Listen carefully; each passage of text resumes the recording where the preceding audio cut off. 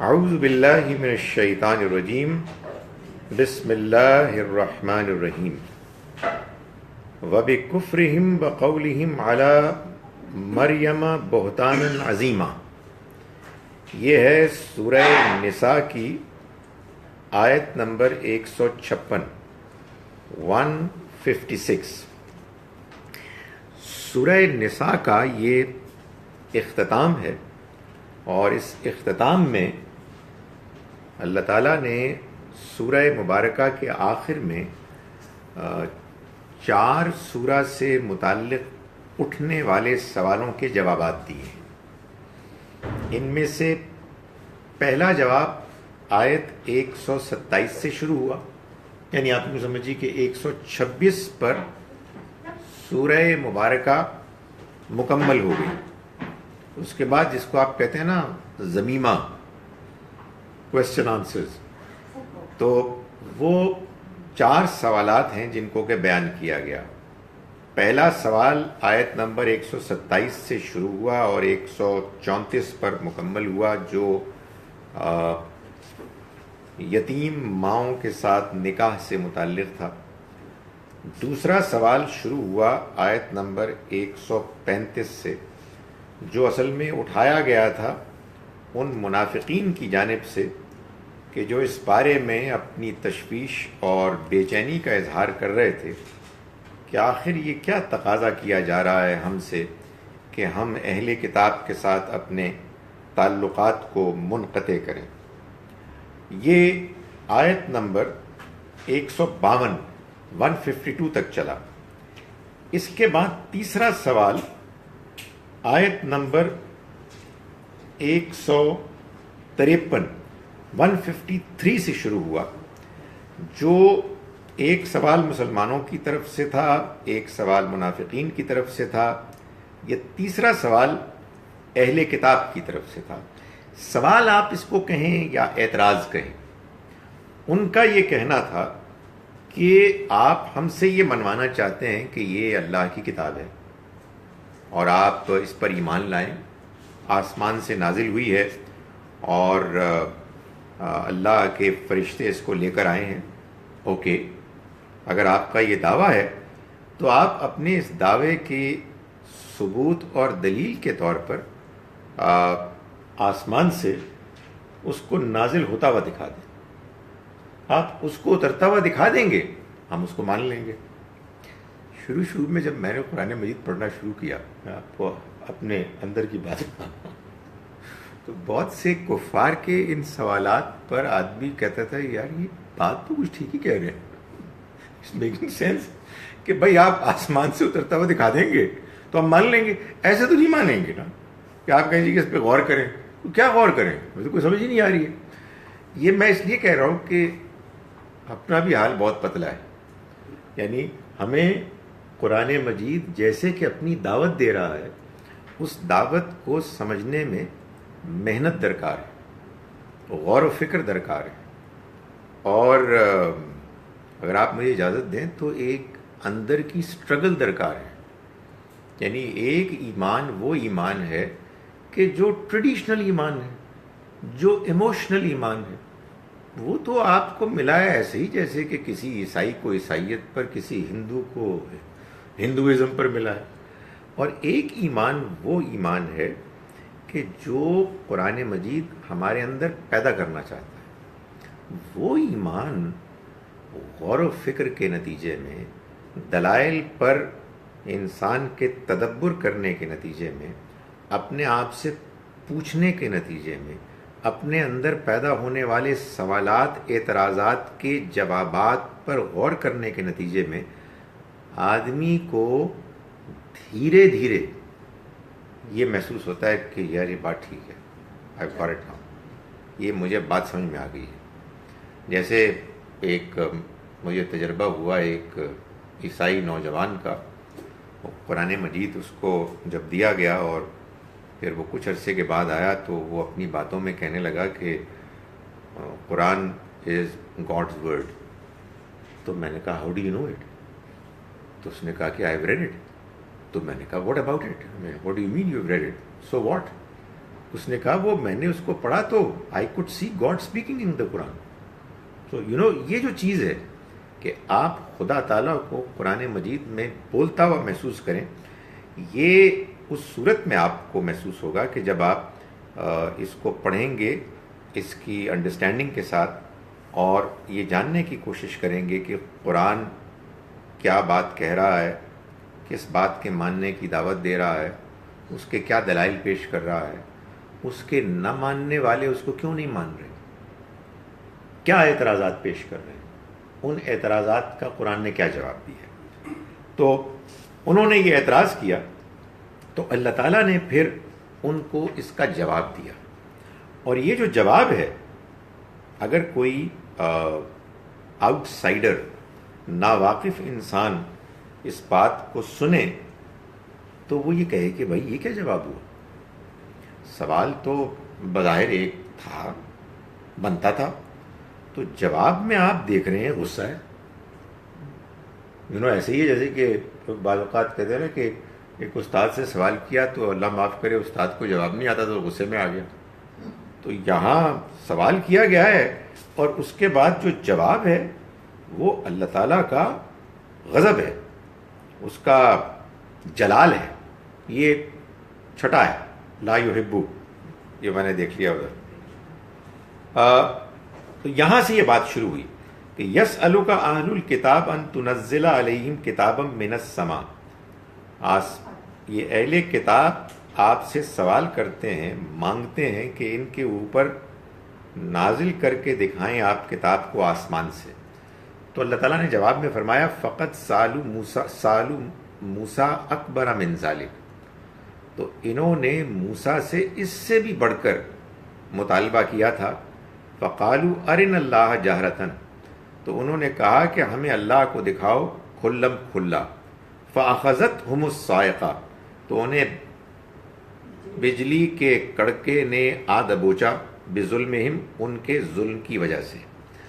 تو یہ جو اللہ تعالیٰ کا یہاں لب و لہجہ ہے، یہ در حقیقت اس وجہ سے ہے کہ اللہ نے اہل کتاب پر ان کی اپنی کتابوں کے ذریعے سے بھی اور قرآن مجید کے ذریعے سے بھی بات اس حد تک واضح کر دی تھی کہ اب ان کے لیے ماننے میں کوئی چیز رکاوٹ نہیں تھی سوائے ان کے اپنے تکبر، ان کی اپنی انانیت کے.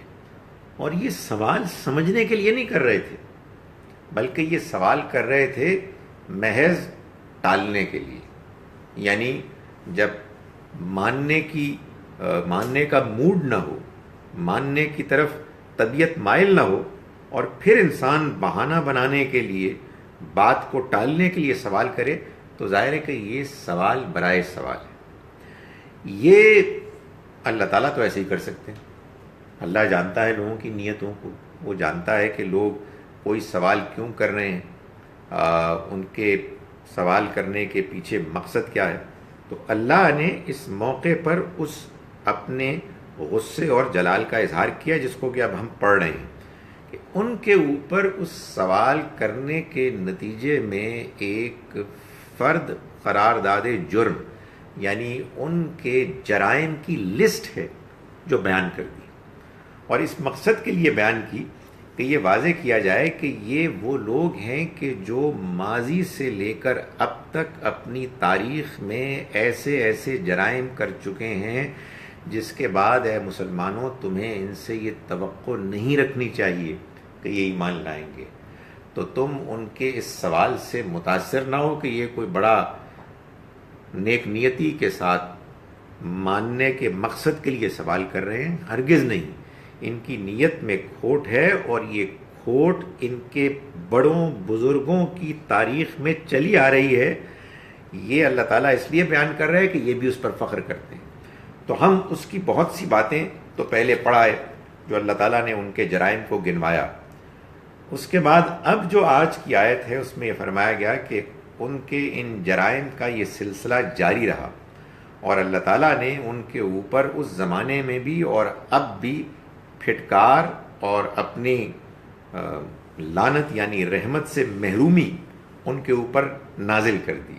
اور ان میں سے ان کی حرکتوں میں ایک حرکت یہ بھی تھی وبکفرہم وقولہم علی مریم بہتانا عظیما، اور ان کے کفر کی وجہ سے اور ان کے اس قول کی وجہ سے کہ جو انہوں نے مریم پر بہتانن عظیم، ایک بڑے بہتان کی شکل میں لگایا، اللہ نے ان کو محروم کر دیا اپنی عنایت سے، اپنی رحمت سے اور ایمان لانے کی توفیق سے۔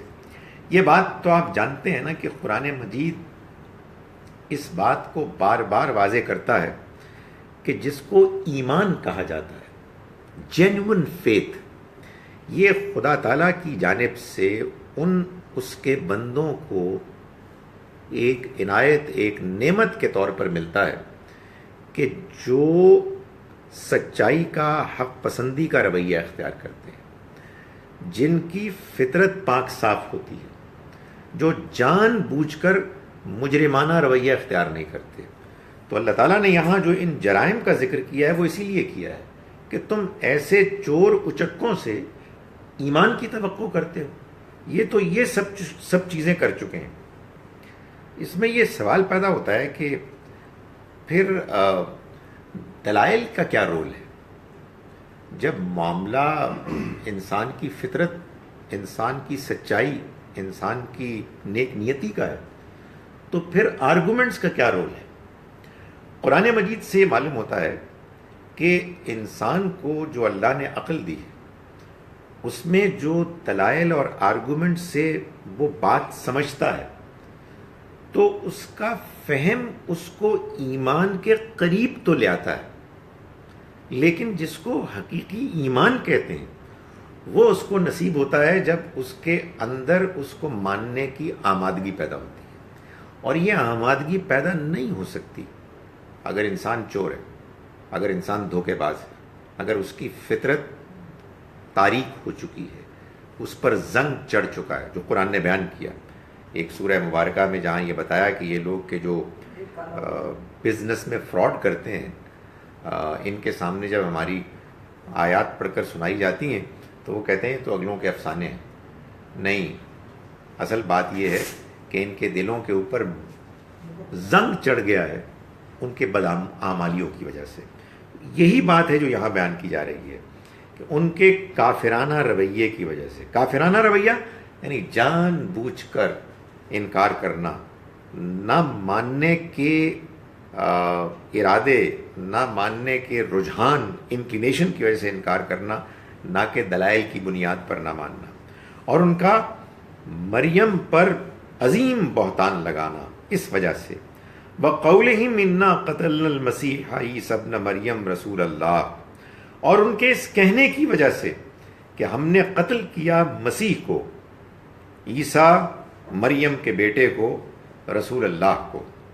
یہ انہوں نے دعویٰ کیا۔ ظاہر ہے کہ یہودیوں نے اپنے طور پر تو مسیح علیہ السلام کو سولی پر چڑھا دیا تھا، انہیں یہ غلط فہمی تھی کہ انہوں نے یہ کام کیا، تو اللہ تعالیٰ نے فرمایا کہ ان کے اس قول کی وجہ سے، ان کے اس دعوے کی وجہ سے کہ ہم نے قتل کیا مسیح عیسیٰ مریم کے بیٹے کو، اور اس میں درمیان میں رسول اللہ کا لفظ اللہ نے خود شامل کیا، یعنی اس بات کو واضح کرنے کے لیے کہ یہ جس ہستی کے قتل کرنے کے دعوے کو بیان کر رہے ہیں وہ معلوم ہے کون تھے؟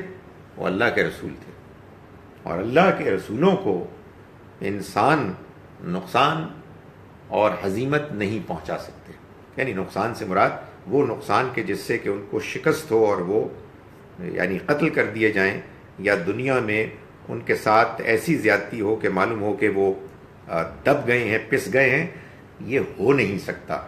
یہ قرآن مجید کا دعویٰ ہے، یہ قرآن کا بیان ہے کہ اللہ کے رسول جب بھی اس دنیا میں آتے ہیں تو وہ غالب ہوتے ہیں، وہ مغلوب نہیں ہو سکتے۔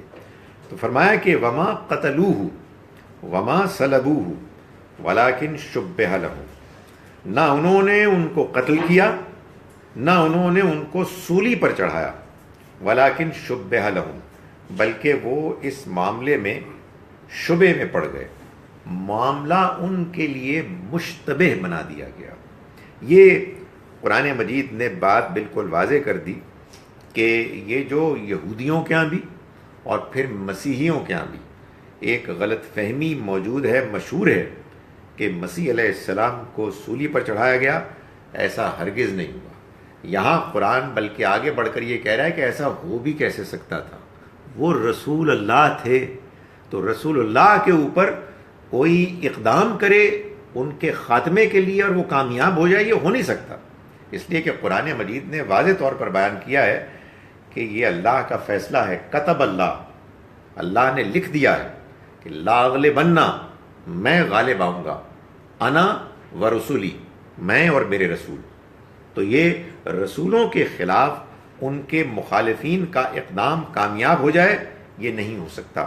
چنانچہ اس کے بارے میں جو سب سے زیادہ پروبیبل قرین قیاس جو امکان نظر آتا ہے، اگرچہ کہ قرآن نے اس سے زیادہ کوئی بات نہیں کی، وہ یہ ہے کہ جیسا کہ گاسپل آف بارناباس میں یہ بات بیان ہوئی ہے کہ مسیح علیہ السلام کے وہ شاگرد کہ جنہوں نے کہ ان کے ساتھ بے وفائی کر کے یہودیوں کے ایک بڑے مربی کو سے پیسے لے کر اطلاع کر دی کہ مسیح علیہ السلام کہاں موجود ہیں، اور پھر رومنز کے جو تھے فوجی وہ آئے اور انہوں نے ان کو وہاں سے اٹھایا اور سولی پر چڑھا دیا۔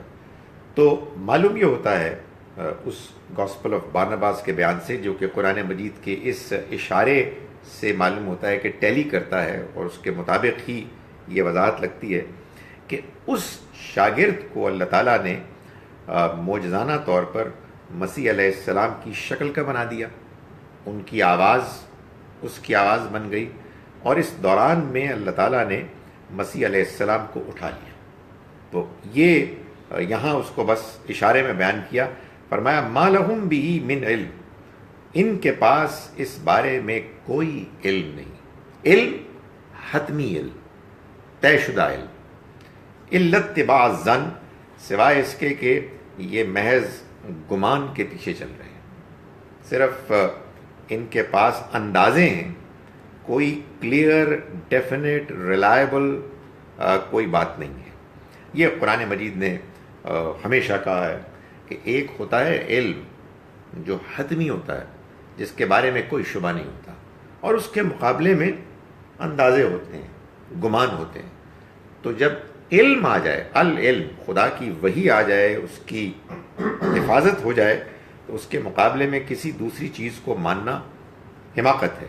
فرمایا کہ وما قتلوہ یقینا، انہوں نے یقیناً ان کو قتل نہیں کیا۔ اس سے پیچھے جو فرمایا کہ وَإِنَّ الَّذِينَ اخْتَلَفُوا فِيهِ لَفِي شَكٍّ مِّنْهُ، اور وہ لوگ کہ جنہوں نے اس بارے میں اختلاف کیا وہ اس میں شک میں مبتلا ہیں، یعنی انہیں صحیح بات معلوم نہیں ہے، انہوں نے شبہ میں ایک اندازہ کیا اور اس میں اختلاف کیا۔ اس میں ظاہر ہے کہ یہ بات بھی ایک بڑی عجیب بات ہے کہ دنیا میں ایک بڑی تعداد میں ایسے مذہبی لوگ موجود ہیں جن کا مذہب آبادی کے لحاظ سے سب سے بڑا ہے، وہ جس واقعے کی بنیاد پر اپنا عقیدہ رکھتے ہیں، قرآن بتا رہا ہے کہ وہ واقعہ ہوئے نہیں، اور یہ دنیا میں بڑی ٹریجڈی ہوتی ہے۔ اور کرسچینٹی، ظاہر ہے کہ سولی پر چڑھنا مسیح علیہ السلام کا، اس کے بارے میں یہ ماننا کہ وہ ان کے گناہوں کا کفارہ بن جائے گا، وہ واقعہ ان کو اللہ کا بیٹا بنا کر اور اللہ کی طرف سے نعوذ باللہ قربان کروانا، یہ سب وہ مائتھولوجی ہے کہ جو سینٹ پال نے گڑھی اور اس کو سیل کیا اس نے مسیح علیہ السلام کے ماننے والوں کے سامنے، اور انہوں نے بڑی تعداد میں اس کو مان لیا۔ کیوں مان لیا یہ بھی ظاہر ہے کہ قرآن سے معلوم ہوتا ہے، اس لیے کہ مذہبی لوگوں کو جذباتی باتیں بہت اچھی لگتی ہیں، اور جذبات میں ابھی آگے چل کے معلوم ہوگا اگر مبالغہ ہو، خاص طور پر اپنی پسندیدہ شخصیت، اپنی محترم شخصیت کے بارے میں اگر ایگزیجریشن ہو تو it sells like hot cakes, پھر آدمی جو ہے نا اس کو ماننے کے لیے بےتاب ہوتا ہے۔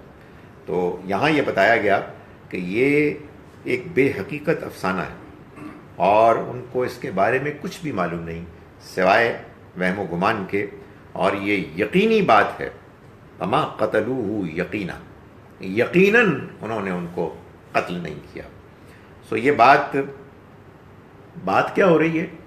بات تو اللہ تعالیٰ کے غصے کا اظہار ہو رہا ہے کہ انہوں نے یہ کیا اور یہ کیا اور یہ کیا، لیکن یہ اللہ کے بیان کا سٹائل ہے کہ اللہ تعالیٰ بات کو بعض اوقات بیان کرتے ہوئے اصل بات کے فلو کو روک دیتے ہیں اور اس میں ایک ایسی وضاحت کرتے ہیں کہ جو برسر موقع کرنی ضروری ہے۔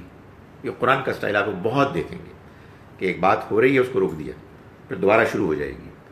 جو لوگ اس کو نہیں سمجھتے وہ قرآن کو ٹکڑوں میں پڑھتے ہیں اور اس کے بعد ان کو بات سمجھ میں نہیں آتی۔ آپ سوچیے نا کہ ایک ایسا کلام کہ جس کا انداز بیان یہ ہو اور آپ درمیان میں سے کوئی چیز اٹھا لیں تو اس سے اصل میں آپ متکلم بولنے بیان کرنے والے کی بات ہی کو نہیں سمجھیں گے۔ اور پھر اگر فرض کیجئے کہ آپ اس میں یہ پروپیگنڈا کریں کہ یہی بات صحیح ہے، اس کو بہت سارے لوگ مانتے ہیں، کوئی اور بات اگر بول رہا ہے تو غلط بول رہا ہے، گمراہ ہے، تو اس کے بعد کیا ہو سکتا ہے؟ اس کے بعد کچھ نہیں ہو سکتا۔ وہی ہے کہ جو قرآن پچھلوں کو کرٹیسائز کر رہا ہے، آپ لوگ بھی وہی حرکتیں کریں گے۔ سو قرآن مجید نے یہاں جملہ معترضہ کے طور پر، یعنی جس کو کہتے ہیں نا انگریزی میں پیرنتھیٹیکل ایکسپریشن، بات کو روک کے درمیان میں یہ وضاحت کی کہ یہ بات بالکل افسانہ ہے، یقیناً انہوں نے ان کو قتل نہیں کیا، بر رفعہ اللہ الیہ، بلکہ اللہ نے ان کو اپنی طرف اٹھا لیا۔ اپنی طرف اٹھا لیا، اس میں ہمارے ہاں دو نقطۂ نظر ہیں۔ ایک مشہور نقطۂ نظر وہ ہے کہ جس میں یہ مانا گیا کہ زندہ ان کو اٹھا لیا اور اب وہ قیامت کے قریب دوبارہ واپس آئیں گے۔ یہ ہمارے ہاں جو پاپولر انڈرسٹینڈنگ ہے وہ یہ ہے۔ اور دوسرا پوائنٹ آف ویو وہ ہے کہ جو قرآن مجید کی آیت نمبر سورہ آل عمران کی آیت نمبر 55 کی بنیاد پر بیان کیا جاتا ہے کہ اللہ تعالیٰ نے مسیح علیہ السلام کو فطری موت دے دی اسی موقع پر، اور انہیں عزت کے ساتھ اٹھا لیا اور ان کے جسد مبارک کے ساتھ بھی بے حرمتی نہیں ہونے دی۔ ظاہر ہے کہ دونوں پوائنٹس آف ویو میں سے جس پوائنٹ آف ویو کو بھی آدمی ماننا چاہے مان سکتا ہے، لیکن ماننے کے معاملے میں ہمیشہ جو رویہ اختیار کرنا چاہیے وہ یہ ہے کہ کس بات کے دلائل زیادہ مضبوط ہیں، اور اس میں ہمیشہ طریقہ یہ ہونا چاہیے کہ آپ کمپیریٹیو اسٹڈی کریں۔ ٹھیک ہے، شروع میں ایک آدمی تھوڑی دیر کے لیے کہتے ہیں یہ تو کوئی نئی بات ہے، تو ٹھیک ہے، کوئی مسئلہ نہیں ہے۔ ہر بات جب آپ کے سامنے پہلی مرتبہ آئے گی تو نئی بات ہی ہوگی، لیکن بات کے دلائل کیا ہیں وہ آدمی کو دیکھنے چاہیے۔ تو میں اس وقت صرف اتنی بات آپ کو بتا رہا ہوں کہ قرآن نے یہ واضح کیا کہ مسیح علیہ السلام کو سولی پر ہرگز نہیں چڑھایا گیا، اللہ نے ان کو اپنی طرف اٹھا لیا۔ اس اٹھانے کے معاملے میں ہمارے ہاں دو نقطۂ نظر ہیں۔ ایک یہ کہ زندہ اٹھایا گیا تو چونکہ زندہ اٹھایا گیا تو ان کو واپس آنا ہے، اور دوسرا یہ ہے کہ ان کو اسی وقت فطری موت سے دوچار کیا گیا اور اٹھا لیا گیا۔ فرمایا کہ وَكَانَ اللَّهُ عَزِيزًا حَكِيمًا۔ یہ بات کہ تمہیں اس میں کچھ شک ہو رہا ہے یا تم اس کو ممکن نہیں سمجھ رہے، جو کہتے ہیں نا قرین قیاس نہیں ہے، تو جان لو کہ اللہ تعالیٰ زبردست طاقتور ہے، وہ سب کچھ کر سکتا ہے اور حکمت والا ہے۔ اس کے فیصلوں میں حکمت ہوتی ہے، مصلحت ہوتی ہے۔ یہ دونوں صفات اللہ تعالیٰ کی آپ دیکھیں گے کہ قرآن مجید میں بہت سی آیات کے آخر میں آتی ہیں، اور ان دونوں کو ملا کے جب آپ بات سمجھتے ہیں تو آپ کو اللہ کے اس دنیا کے نظام کو چلانے کے بارے میں ایک پوری رہنمائی روشنی ملتی ہے۔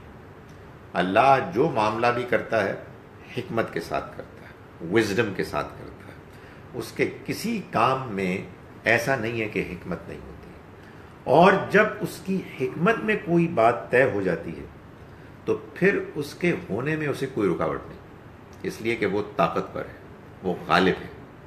اس کو دوسری طرف سے لیں تو اس کو یوں سمجھیے کہ اللہ بادشاہ ہے، جو چاہے کر گزر سکتا ہے، اس کے قبضہ قدرت میں سب کچھ ہے، اس کی طاقت ہر چیز پر غالب ہے، لیکن وہ اپنی طاقت کو جابر ظالم حکمرانوں کی طرح نہیں، بلکہ حکیم و دانا رب کی طرح سے اس کو استعمال کرتا ہے۔ تو اللہ تعالیٰ عزیز ہے، زبردست ہے، حکمت والا ہے۔ فرمایا وَإِن مِّنْ أَهْلِ الْكِتَابِ، اور اہل کتاب میں سے کوئی بھی نہیں، إِلَّا لَيُؤْمِنَنَّ بِهِ قَبْلَ مَوْتِهِ، سوائے اس کے کہ وہ لازماً ایمان لے آئے گا اس پر، اس کی اپنی موت سے پہلے۔ وَيَوْمَ الْقِيَامَةِ يَكُونُ عَلَيْهِمْ شَهِيدًا، اور قیامت کے دن یہ ان کے اوپر گواہ ہوں گے۔ یعنی یہاں اللہ تعالیٰ یہ بتا رہے ہیں کہ اہل کتاب میں سے ہر کوئی اپنی موت سے پہلے اس کو مان لے گا۔ اس بارے میں بھی ہمارے ہاں دو نقطہ نظر ہیں۔ ایک پوائنٹ آف ویو یہ ہے کہ یہ مسیح علیہ السلام کے بارے میں بتایا جا رہا ہے کہ قیامت سے پہلے ان کو سارے مان لیں گے اہل کتاب، اور یہ قیامت کے دن ان کے اوپر گواہ ٹھہرائے جائیں گے۔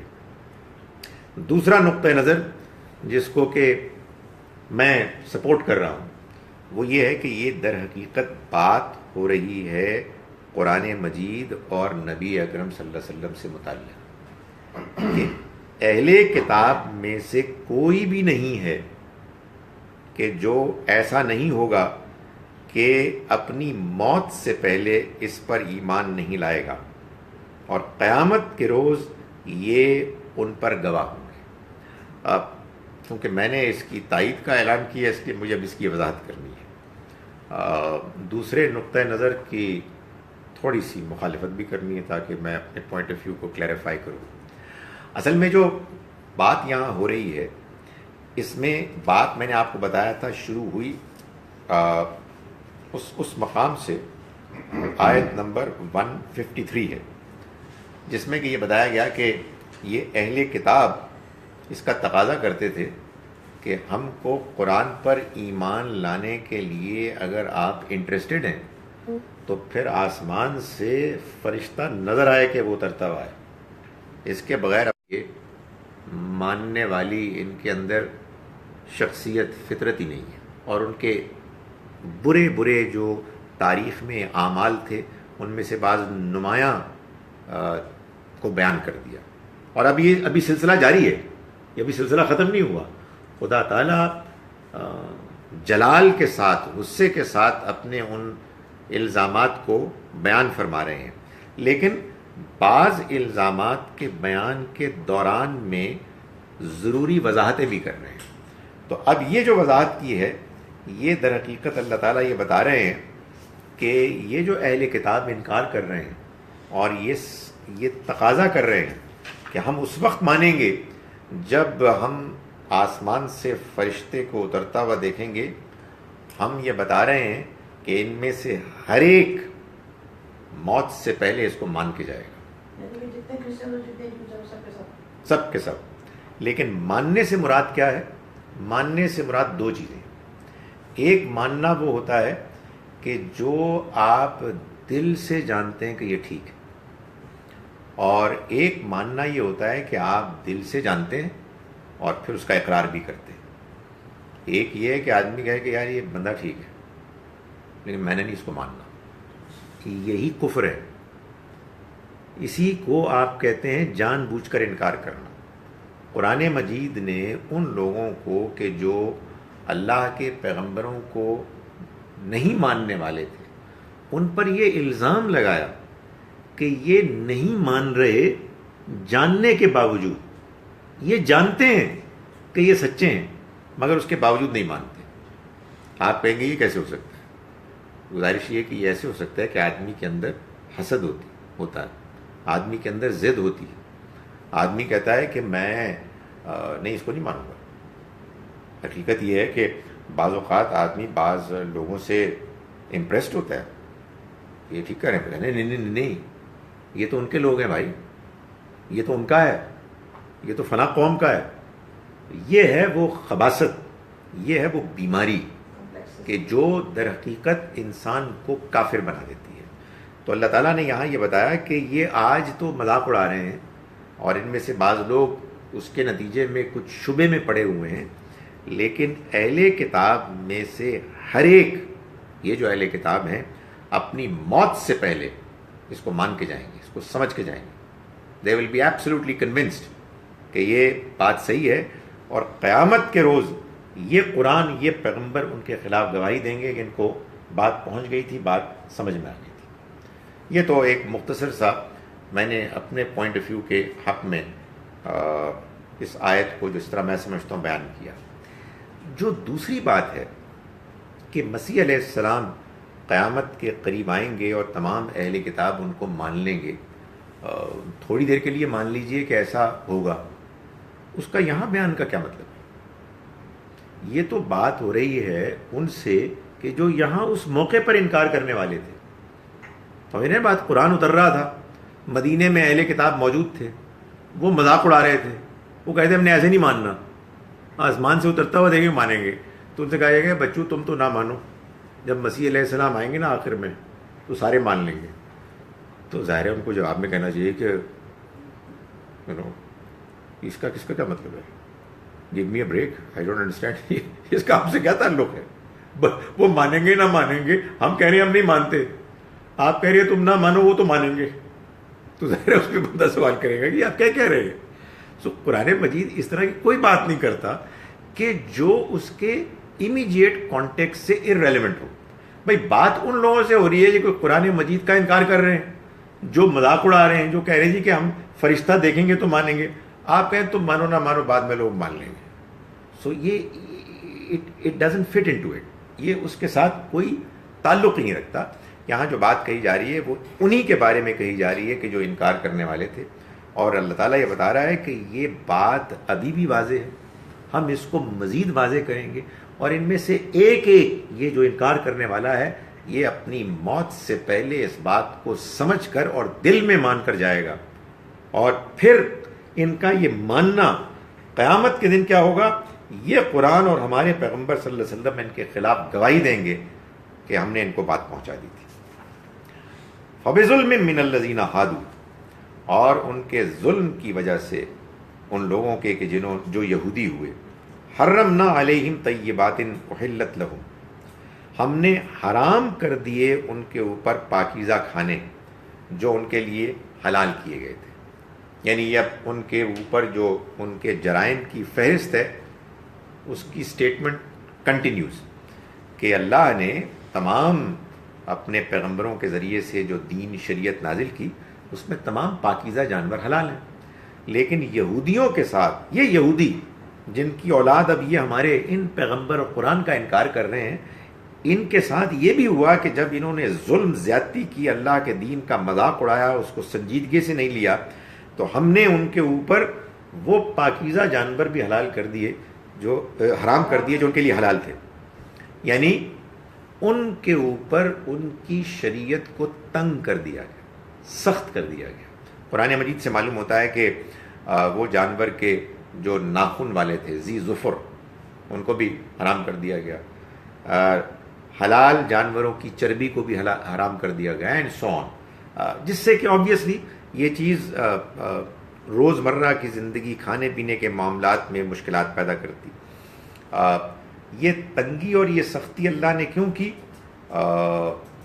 اس لیے کی کہ ان کا رویہ خراب تھا، اور تاکہ وہ اپنے آپ کو ٹھیک کرتے اور اس کے بعد اللہ تعالیٰ کی رحمت کو مانگتے، اس کا تقاضا کرتے۔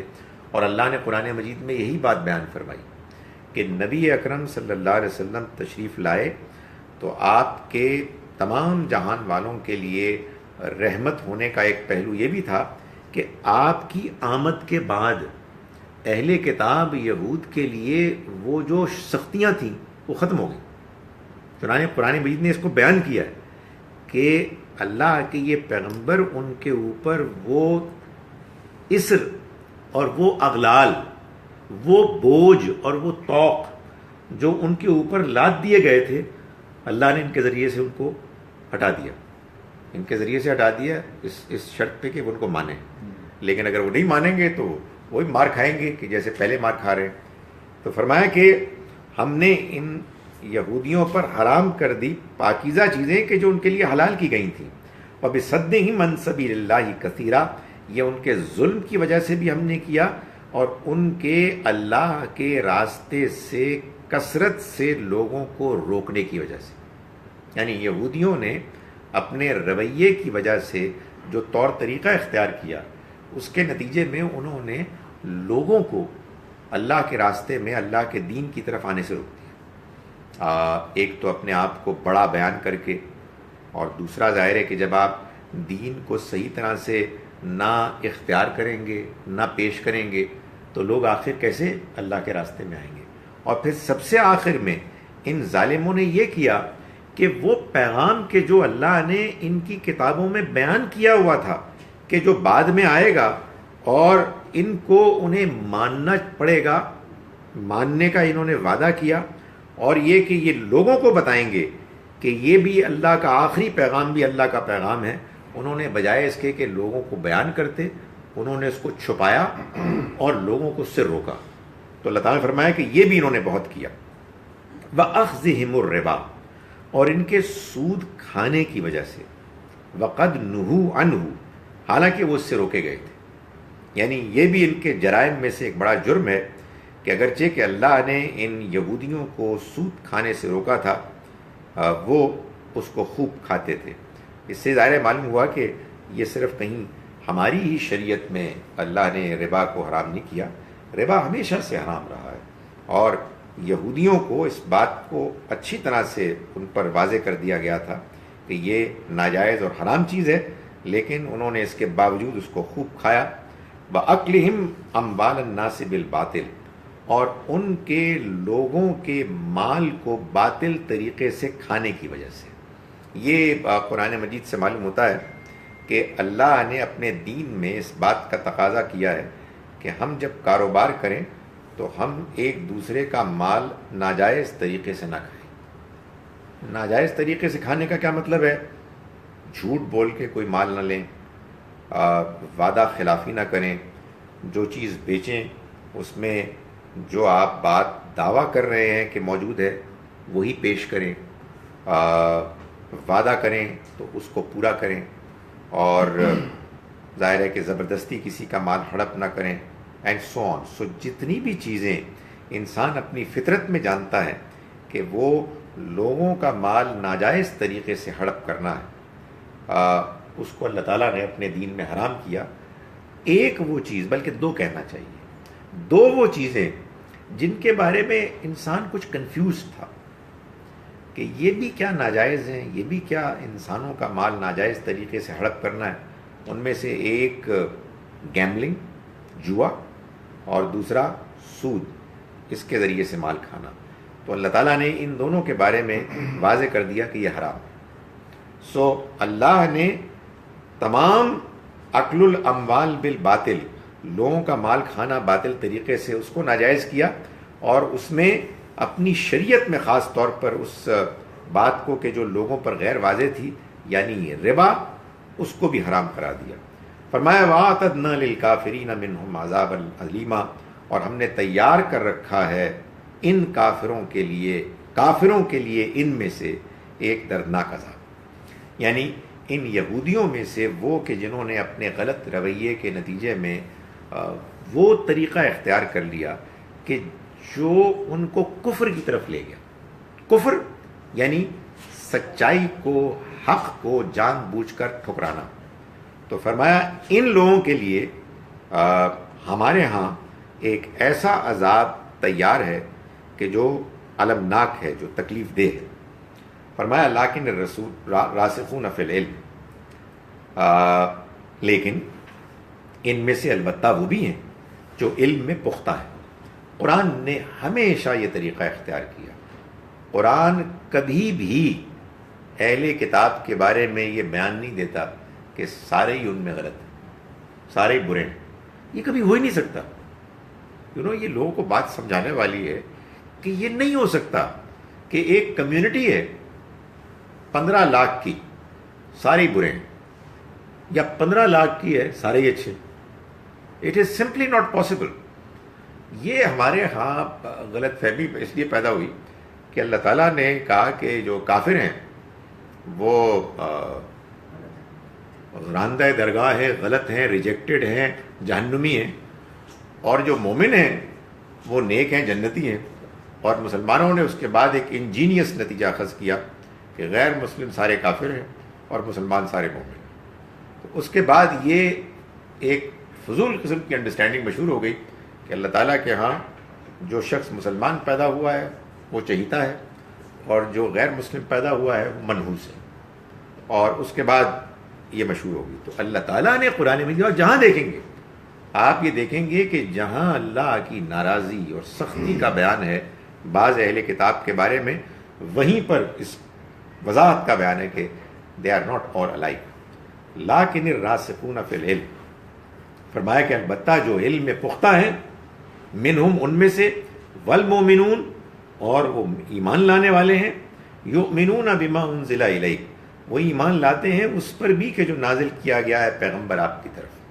یعنی وہ مومن ہیں اپنی کتابوں پر، وہ مومن ہیں اپنے دین میں. جب وہ اپنے دین میں سچے مومن ہیں تو یہ کیسے ہو سکتا ہے کہ اسی دین کی روشنی کی ایک مزید ایکسٹینشن، اس کی ایک اور روشنی کا ایک نمایاں ایک نظارہ ان کے سامنے ہو اور وہ کہیں گے کہ ہمیں یہ تسلیم نہیں ہے.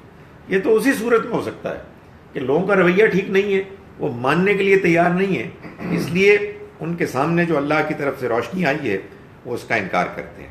تو فرمایا کہ یہ ایمان لاتے ہیں اس پر بھی کہ جو نازل کیا گیا آپ پر، وما انزل من قبلک اور اس پر بھی کہ جو آپ سے پہلے نازل کیا گیا، والمقیمین الصلاۃ والمؤتون الزکاۃ والمؤمنون باللہ والیوم الآخر، اور وہ نماز کا اہتمام کرتے ہیں، زکوٰۃ دینے والے ہیں، ایمان رکھتے ہیں پختہ اللہ پر اور آخرت کے دن پر. اولئک سنؤتیہم اجرا عظیما، یہ وہ لوگ ہیں کہ جن کو ہم دیں گے ان قریب عظیم اجر، بڑا اجر. یعنی ان کے اوپر یہ سارے الزامات لگانے کے بعد یہ بتایا کہ اس کے نتیجے میں یہ لوگ اہل کتاب یہ تو خدا کی نگاہ میں گر چکے ہیں، یہ اب اس قابل نہیں ہے کہ ان کو اللہ تعالیٰ اپنی وحی کی روشنی دکھائے، یہ ایمان لانے سے محروم ہو گئے ہیں. اگر یہ تقاضا کر رہے ہیں کہ ان کے سامنے کوئی فرشتہ کتاب لے کر اترتا ہوا نظر آئے تب مانیں گے، ان کی پرواہ نہیں. یہ ایک بالکل ڈھکوسلا ہے ان کا یہ دعویٰ، ان کا یہ تقاضا محض بات کو ٹالنے کے لیے ہے، ایمان لانے سے اپنے آپ کو دور کرنے کے لیے. فرمایا کہ انا اوحینا الیک کما اوحینا الی نوح، اے پیغمبر صلی اللہ علیہ وسلم ہم نے وحی کی آپ کی طرف جیسے کہ وحی کی ہم نے نوح کی طرف. یعنی کہنے کا مطلب یہ ہے کہ یہ اہل کتاب انکار کس چیز کا کر رہے ہیں؟ یہ کوئی نئی بات ہے؟ آپ کوئی نئے یونیک پہلے پیغمبر ہیں؟ آپ سے پہلے کتنے پیغمبر آ چکے ہیں. تو آخر جو آپ بات کر رہے ہیں اس بات میں کون سی ایسی بات ہے کہ جو ان کے لیے اجنبی ہے کہ جس کو ماننے میں ان کو رکاوٹ ہو رہی ہے؟ اے پیغمبر ہم نے وحی کی آپ کی طرف بالکل ایسے ہی جیسے ہم نے وحی کی نوح کی طرف، والنبیین من بعدی اور ان نبیوں کی طرف کہ جو ان کے بعد آئے، وَأَوْحَيْنَا إِلَىٰ إِبْرَاهِيمَ وَإِسْمَاعِيلَ وَإِسْحَاقَ وَيَعْقُوبَ وَالْأَسْبَاط، اور ہم نے وحی کی ابراہیم، اسماعیل، اسحاق، یعقوب اور ان کی اولاد پر، وعیسیٰ وایوب ویونس وہارون وسلیمان، اور ہم نے عیسیٰ، ایوب، یونس، ہارون اور سلیمان علیہم السلام سب پر ہم نے وحی کی. سو ان کے لیے یہ کوئی سرپرائزنگ بات کیوں ہے؟ یہ تو جانتے ہیں اپنی تاریخ سے کہ ان پیغمبروں پر ہم نے وحی کی. قرآن مجید جب پیغمبروں کی بات کرتا ہے تو اس میں جو ترتیب ہے وہ بھی قابل غور ہوتی ہے. یہ جو بات بیان کی گئی اس میں جو فہرست ہے اس میں یعقوب علیہ السلام تک تو جو بیان ہے وہ ہسٹوریکل ترتیب ہے. نوح علیہ السلام، ابراہیم علیہ السلام، اسماعیل علیہ السلام، اسحاق علیہ السلام، یعقوب علیہ السلام، ان کی اولاد. اس کے بعد جو الگ سے ایک فہرست بیان کی گئی اس میں جتنے پیغمبر ہیں ان سب کے درمیان جو چیز کامن ہے وہ یہ ہے کہ یہ لوگ خصوصی آزمائشوں سے، مشکلات سے گزرے. عیسیٰ، ایوب، یونس، ہارون، سلیمان علیہ السلام، اور آخر میں اللہ تعالیٰ نے نمایاں کر کے داؤد علیہ السلام کا ذکر کیا. اہل کتاب یہودیوں کے سامنے، چونکہ ظاہر ہے کہ داؤد علیہ السلام کے ماننے والے تھے، ان کی اس نمایاں مقام کی وجہ سے جو پرومیننٹلی یہودیوں کے سامنے پیش کیا گیا، اور فرمایا کہ ہم نے داؤد کو زبور دی. یعنی اگر تمہیں قرآن مجید کے بارے میں کوئی شبہ پیدا ہو رہا ہے تو تم نہیں جانتے کہ اس سے پہلے ہم نے تمہارے ہاں یعنی بنی اسرائیل میں آنے والے پیغمبر داؤد کو زبور عطا فرمائی. فرمایا وَرُسُلًا قَدْ قَصَصْنَاهُمْ عَلَيْكَ، اور ہم نے وہ رسول بھی بھیجے جن کا ذکر ہم نے آپ سے کیا، یعنی جن کا ذکر قرآن مجید میں ہے، من قبل، اس سے پہلے. وَرُسُلًا لَمْ نَقْصُصْهُمْ عَلَيْكَ، اور ہم نے ان رسولوں کو بھی بھیجا جن کا ذکر ہم نے آپ سے نہیں کیا. یعنی بہت سے رسول ایسے ہیں کہ جن کا ذکر قرآن میں ہے، اور بہت سے ایسے بھی ہیں کہ جن کا ذکر قرآن مجید میں نہیں ہے. وَكَلَّمَ اللَّهُ مُوسَىٰ تَكْلِيمًا، اور موسیٰ سے تو اللہ نے کلام کیا تھا جس طرح کلام کیا جاتا ہے. ظاہر ہے کہ یہودیوں سے بات ہو رہی ہے تو خاص طور پر ان کے سامنے ان کے اپنے مانے ہوئے پیغمبر موسیٰ علیہ السلام کا بھی ذکر کیا گیا، اور فرمایا کہ یہ تو تم جانتے ہو کہ اللہ نے موسیٰ سے کلام کیا جیسے کلام کیا جاتا ہے. یعنی یہ کوئی میٹافوریکل بات نہیں ہے، یہ کوئی عام بات نہیں ہے کہ بس وہی نازل ہوئی، بلکہ معلوم ہوتا ہے کہ انہوں نے باقاعدہ کلام کیا. یہ تو معلوم ہوتا ہے کہ اللہ تعالیٰ کو انہوں نے دیکھا نہیں، تو قرآن نے واضح کی. لیکن یہ بھی معلوم ہوتا ہے کہ موسیٰ علیہ السلام کا اللہ تعالیٰ کے ساتھ مکالمہ، ڈائلاگ، یہ کوئی معمولی چیز نہیں ہے. اس میں آواز بھی انوالوڈ تھی، اور انہوں نے خصوصی گفتگو، شرف گفتگو کا اعزاز حاصل کیا اللہ تعالیٰ سے. اور یہ خاص طور پر ظاہر ہے کہ یہودیوں کو بتایا گیا کہ جو اس وقت معترض تھے، اعتراض کر رہے تھے قرآن مجید اور نبی صلی اللہ علیہ وسلم کے دعوی وحی کے بارے میں. فرمایا رسولا مبشرین و منذرین، یہ رسول جو ہم نے بھیجے یہ مبشرین و منذرین، یہ خوشخبری دینے والے، و منذرین، اور خبردار کرنے والے تھے. کیوں؟ لِأَلَّا يَكُونَ لِلنَّاسِ عَلَى اللَّهِ حُجَّةٌ، تاکہ نہ رہے لوگوں کے پاس اللہ کے سامنے پیش کرنے کے لیے حجتن، کوئی عذر، کوئی ایکسکیوز، بعد الرسل، رسولوں کے آ جانے کے بعد. وَكَانَ اللَّهُ عَزِيزًا حَكِيمًا، اور اللہ تعالیٰ زبردست ہے، حکمت والا ہے. ہمارے یہاں لوگ عام طور پر یہ کہتے ہیں، جیسے کہ وہ لوگ بھی کہتے ہیں کہ جو ایک نئی نبوت کا دعویٰ لے کے آئے ہیں، کہ بھائی بات یہ ہے کہ نبیوں کا سلسلہ بند کیسے ہو سکتا ہے؟ اس لیے کہ برائی تو بھی موجود ہے، گمراہی تو بھی موجود ہے، بڑی گمراہی موجود ہے، اور آپ کہہ رہے ہیں کہ وہ اتنی بڑی رحمت اللہ کی نبوت وہ ختم ہو گئی. تو بات یہ ہے کہ جو ہر ٹیم کے پاس کچھ کھیلنے کے لیے ہوتا ہے، ایسا نہیں ہے کہ آپ بھی صرف کھیلنے آئے ہیں. تو بہت زبردست تقریر پیش کرتے ہیں، اور چونکہ ہمارے لوگ واقف نہیں ہوتے تو وہ پھر اس سے متاثر ہوتے ہیں. اللہ تعالیٰ نے ہرگز یہ نہیں بتایا ہے کہ پیغمبر اس لیے آتے ہیں کہ ان کے آنے کے بعد نیکی پھیل جاتی ہے اور لوگ سارے کے سارے ایمان والے ہو جاتے ہیں، پرہیزگار ہو جاتے ہیں. یہ ایسا نہیں ہوتا. مطلب کتنے ہی رسولوں کا ذکر اللہ تعالیٰ نے کیا قرآن مجید میں، اس میں معلوم ہوا کہ کچھ بھی نہیں ہوا اور ان کو ختم کر دیا اللہ تعالیٰ نے. کوئی نیکی نہیں ہوئی. لوگ وہی فضول حرکتیں کرتے تھے. لوط علیہ السلام کے زمانے میں بالآخر اللہ کا عذاب نازل ہو گیا. تو قرآن مجید نے جو بات بیان کی ہے وہ یہ ہے، آج بھی قائم ہے. قرآن مجید نے جو بات بیان کی ہے وہ یہ ہے کہ رسولوں کے آ جانے کے بعد اللہ کی طرف سے وہ چیز ہو جاتی ہے جس کو آپ نے میری زبانی بہت سنا ہوگا، اتمام حجت. یہ آیت اس کا ذکر کر رہی ہے کہ لِأَلَّا يَكُونَ لِلنَّاسِ عَلَى اللَّهِ حُجَّةٌ بَعْدَ الرُّسُلِ، کہ لوگوں کے پاس اللہ کے سامنے پیش کرنے کے لیے کوئی حجت باقی نہ رہے، حجت ختم ہو جائے، کوئی ایکسکیوز نہ رہے. اس کا کیا مطلب ہے؟ اس کا مطلب یہ ہے کہ اللہ نے ہم انسانوں کو بنایا، ہمیں عقل دی، ہمیں فطرت دی، ہم جانتے ہیں صحیح کیا ہے غلط کیا ہے، اور ہم اپنی عقل کو استعمال کر کے بھی بہت سی چیزوں کی سچائی اور بہت سی چیزوں کی غلطی کو جان لیتے ہیں، لیکن ہم انسان ہیں، ہمارے اندر خواہشات بھی ہیں، کمزوریاں بھی ہیں، انانیت بھی ہے، ہم کنفیوز بھی ہو جاتے ہیں، ہماری عقل بھی امپرفیکٹ ہے، ہمارے اندر صحیح اور غلط میں امتیاز کرنے والی فطرت بھی بعض اوقات بگڑ جاتی ہے، بعض اوقات متاثر ہو جاتی ہے، ہماری فطرت بھی، ہماری عقل بھی ڈر بھی جاتی ہے، رشوت بھی قبول کر لیتی ہے، اینڈ سو آن. لیکن چنانچہ اگر فرض کیجئے کہ آج ہم دین اسلام کی دعوت پیش کرتے ہیں تو لوگوں کے پاس انکار کرنے کی وجوہات ہو سکتی ہیں. میں آپ کی بات ہی سمجھ میں نہیں آ رہی. You are not talking sense. آپ کی دلیل ہی واضح نہیں ہے. وہ کیا مطلب واضح ہوگی دلیل؟ ہمیں خود ہی سمجھ نہیں آئی ہے. We have not understood it ourselves. تو ہم دوسروں کو کیا بتائیں گے؟ ہمارا کردار ٹھیک نہیں ہے، ہم بات کیا پیش کریں؟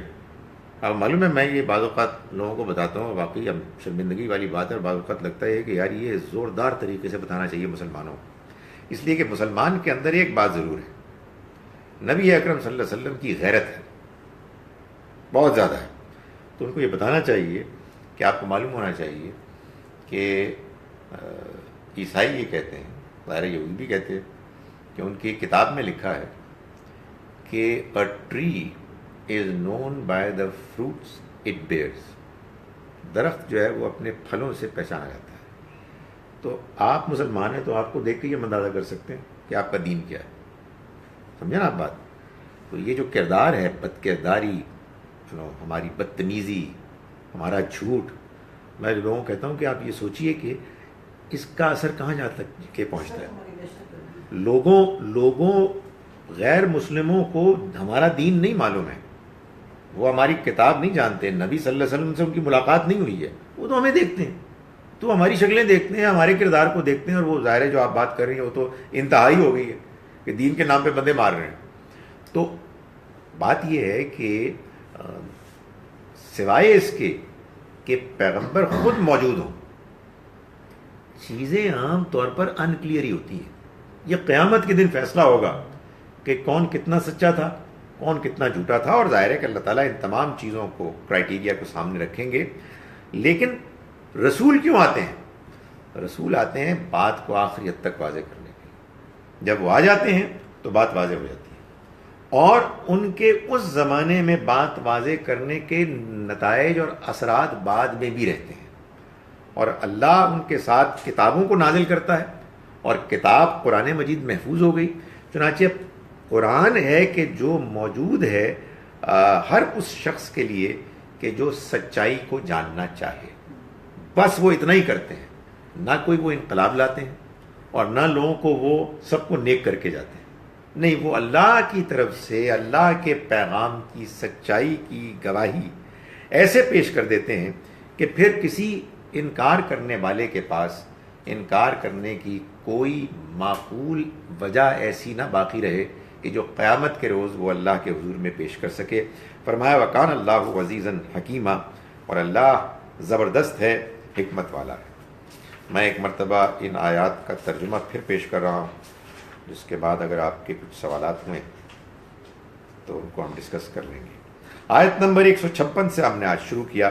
یہ آیت ظاہر کہ ایک تیز رواں، ایک فلو والی ایک بیان کے درمیان میں آئی، کہ جس میں اللہ تعالیٰ اہل کتاب کے ان لوگوں کو کہ جو انکار کرنے والے تھے ان پر ان کے ماضی کے کرتوتوں کی الزامات کی فہرست بیان کر رہے ہیں.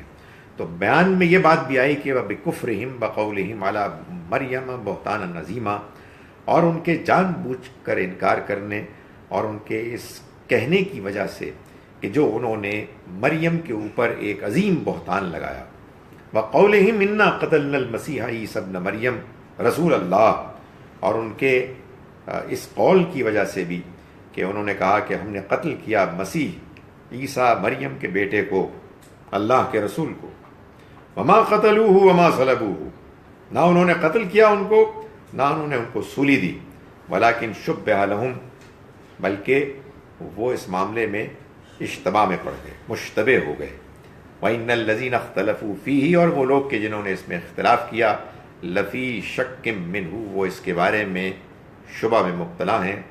ما لہم بہ من علم، ان کے پاس اس بارے میں کوئی حتمی علم نہیں، الا اتباع الظن، سوائے وہم و گمان کی پیروی کے۔ وما قتلوہ یقینا، اور انہوں نے یقیناً ان کو قتل نہیں کیا، بر رفعہ اللہ الیہ، بلکہ اللہ نے ان کو اٹھا لیا اپنی طرف۔ وکان اللہ عزیزا حکیما، اور اللہ زبردست ہے، حکمت والا ہے۔ وَإِن مِّنْ أَهْلِ الْكِتَابِ، اور نہیں ہے ان اہل کتاب میں سے کوئی، إِلَّا لَيُؤْمِنَنَّ بِهِ قَبْلَ مَوْتِهِ، مگر یہ کہ وہ اپنی موت سے پہلے اس پر ایمان لے آئے گا، اس کو مان لے گا۔ وَيَوْمَ الْقِيَامَةِ يَكُونُ عَلَيْهِمْ شَهِيدًا، اور قیامت کے روز یہ اس کے خلاف گواہی دیں گے۔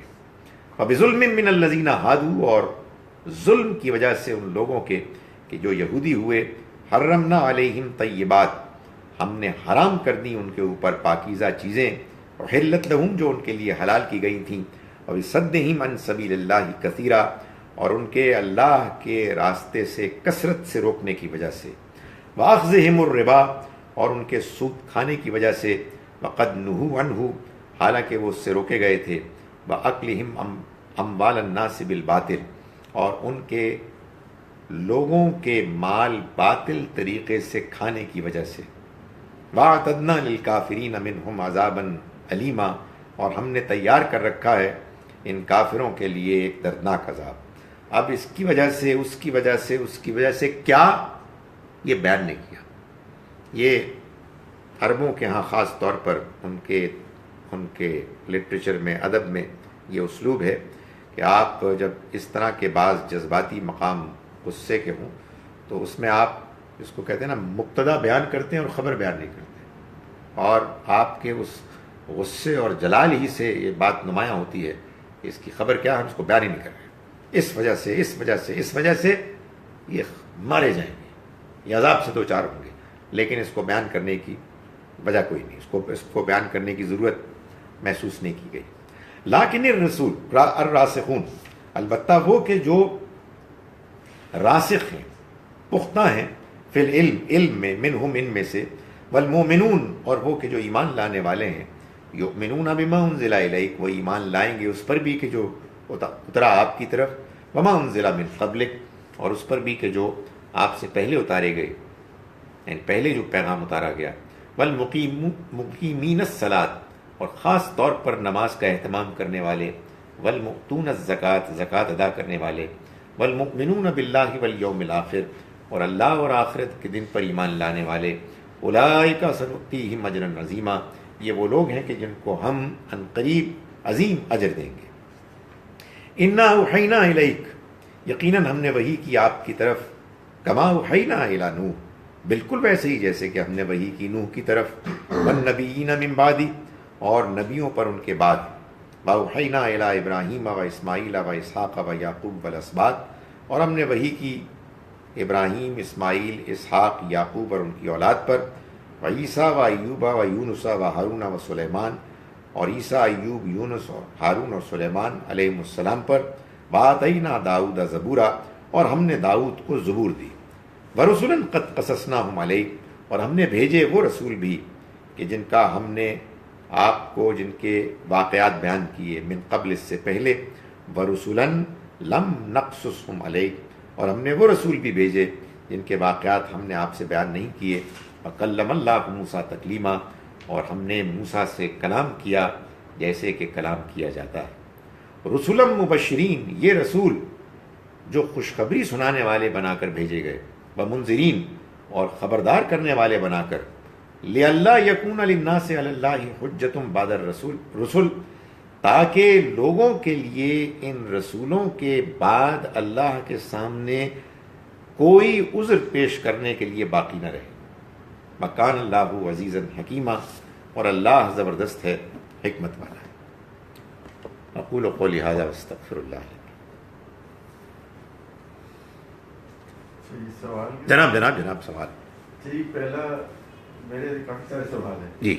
اچھا، پہلا یہ کہ جو آپ کہہ رہے ہیں نا حجت تمام کرنے والی بات، کہ ہر قوم پہ ہر آدمی کے پاس پیغام پہنچنا چاہیے. Is that what you mean? نہیں، میں جو بات کہہ رہا ہوں وہ یہ ہے کہ اللہ کے رسول جب آ جاتے ہیں تو وہ جس قوم پر آتے ہیں اس قوم پر اللہ کی حجت تمام ہو جاتی ہے. وہ خود موجود ہوتے ہیں، اللہ کا کلام نازل ہو رہا ہوتا ہے، جو اللہ نے نشانیاں دکھانی ہوتی ہیں وہ دکھاتا ہے، ان کے سوالات کے جوابات دیتا ہے، اللہ کی تائید اور نصرت ان کو نظر آتی ہے، پیغمبر کا غیر معمولی کردار ان کے سامنے ہوتا ہے. یہ سب چیزیں مل جل کر ایک ایسی صورتحال پیدا کر دیتی ہیں جس میں ایک مدت گزر جانے کے بعد، فوراً نہیں، ایک مدت گزر جانے کے بعد حجت تمام ہو جاتی ہے ان لوگوں کو. نہیں، اب سوال یہ ہے کہ جو یہ بیسیکلی تو ایک ہمارا امتحان ہے جی، تو آپ کو ایک پیغام دیا گیا، ایک آرڈر دیا گیا ٹھیک، کہ آپ نے یہ اس طرح سے زندگی گزارنا، نہیں گزاریں گے تو اس کے کانسیکوینسز ہیں، اور گزاریں گے تو اس کے کانسیکوینسز ہیں. تو اب جس تک وہ پیغام نہیں پہنچا تو اس کا بھی اسی طرح اس کو کانسیکوینسز فیس کرنے پڑیں گے کہ نہیں، وہ جو ہے نا تو کہ اس کا بھی جو ہے وہ اس میں کوئی ریلیکسیشن ہوگی. رائٹ. یعنی جن کو پیغام نہیں پہنچا ان کے ساتھ کیا معاملہ ہوگا. دیکھیے، جو بات میں کہہ رہا ہوں اگر آپ اس کو سمجھیں تو میں شاید اس سے مزید بات سمجھانے کی پوزیشن میں ہوں. اصول یہ ہے کہ ہر انسان جواب دہ ہے اپنے حالات اور کیپیسٹی کے لحاظ سے. آپ کی کیپیسٹی کیا ہوتی ہے؟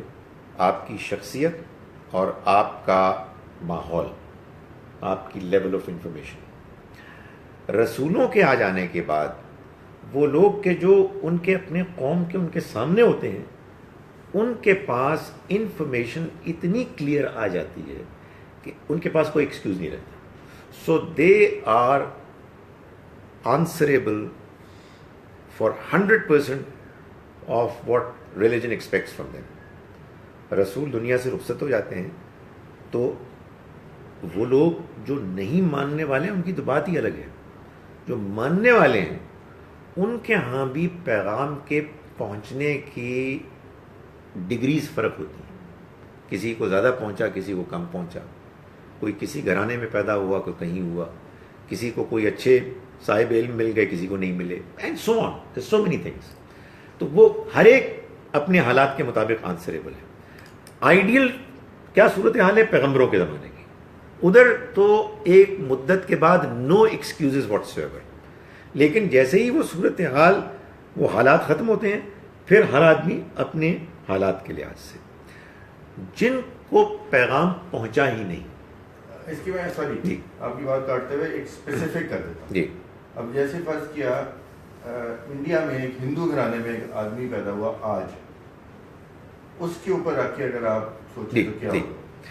دیکھیں، بات یہ ہے کہ قرآن مجید نے ہم کو یہ بتایا کہ پیدائشی طور پر ہر انسان دو چیزیں تو لے کر آتا ہے. ایک اللہ تعالیٰ کی معرفت، اور دوسرا یعنی اس کی توحید کی، اور دوسرا صحیح اور غلط، اچھے اور برے میں فرق کرنے کی تمیز. یہ ہم پیدائشی طور پہ لے کے آتے ہیں. لیکن یقیناً ہم اس کے باوجود اپنے ماحول سے متاثر ہوتے ہیں. تو ایک ہندو کی آپ بات کر رہے ہیں، ایک جانب اس کے اندر وہ فطرت ہے، دوسری جانب اس کا ماحول ہے.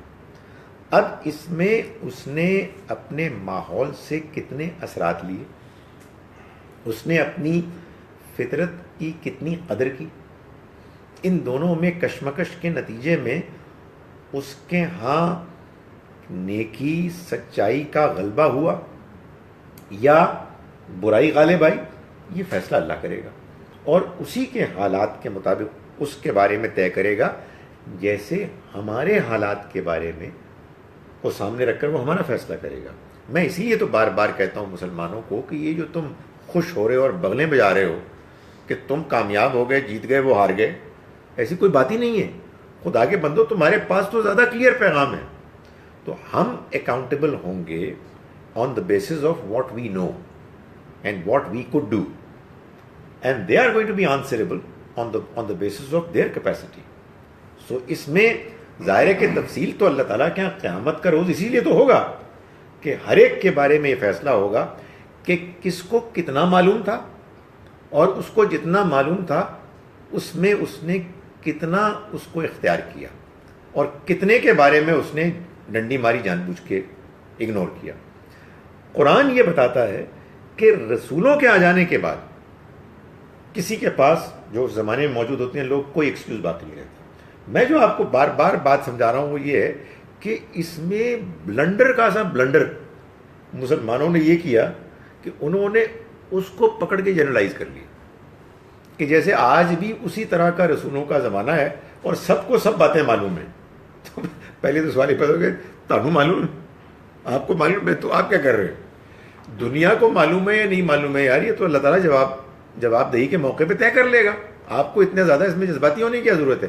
آپ کو تو اس بارے میں پریشان ہونے کی ضرورت ہے کہ آپ جہاں جہاں غیر مسلموں کے ساتھ رہتے ہیں وہاں وہاں آپ کا کیا رویہ ہے، آپ نے اس پیغام کو کتنا پہنچانے کی کوشش کی، آپ نے کتنا اپنے رویے کو ٹھیک کرنے کی کوشش کی، آپ نے کتنا دین سیکھا.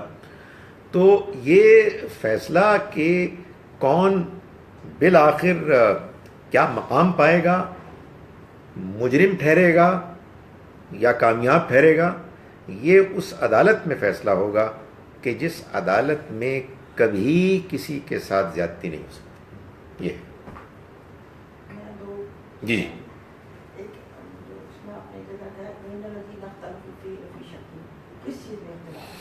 یہی معاملہ کہ یہ ہوا کیا تھا، جو بات ہو رہی تھی نا اس کے کانٹیکسٹ میں مسیح علیہ السلام کی. ہاں یہ مسیح علیہ السلام کے ساتھ کیا ہوا، معلوم ہوتا ہے کہ اللہ تعالیٰ اشارہ کر رہے ہیں ان کی طرف، وہ جو عیسائیوں میں سینٹ پال کے نتیجے میں جو ایک بڑا ایک عقیدہ بن گیا، تثلیث کا عقیدہ، اور ان کے سولی پر چڑھنے کے نتیجے میں ان کے گناہوں کی اٹونمنٹ کا عقیدہ.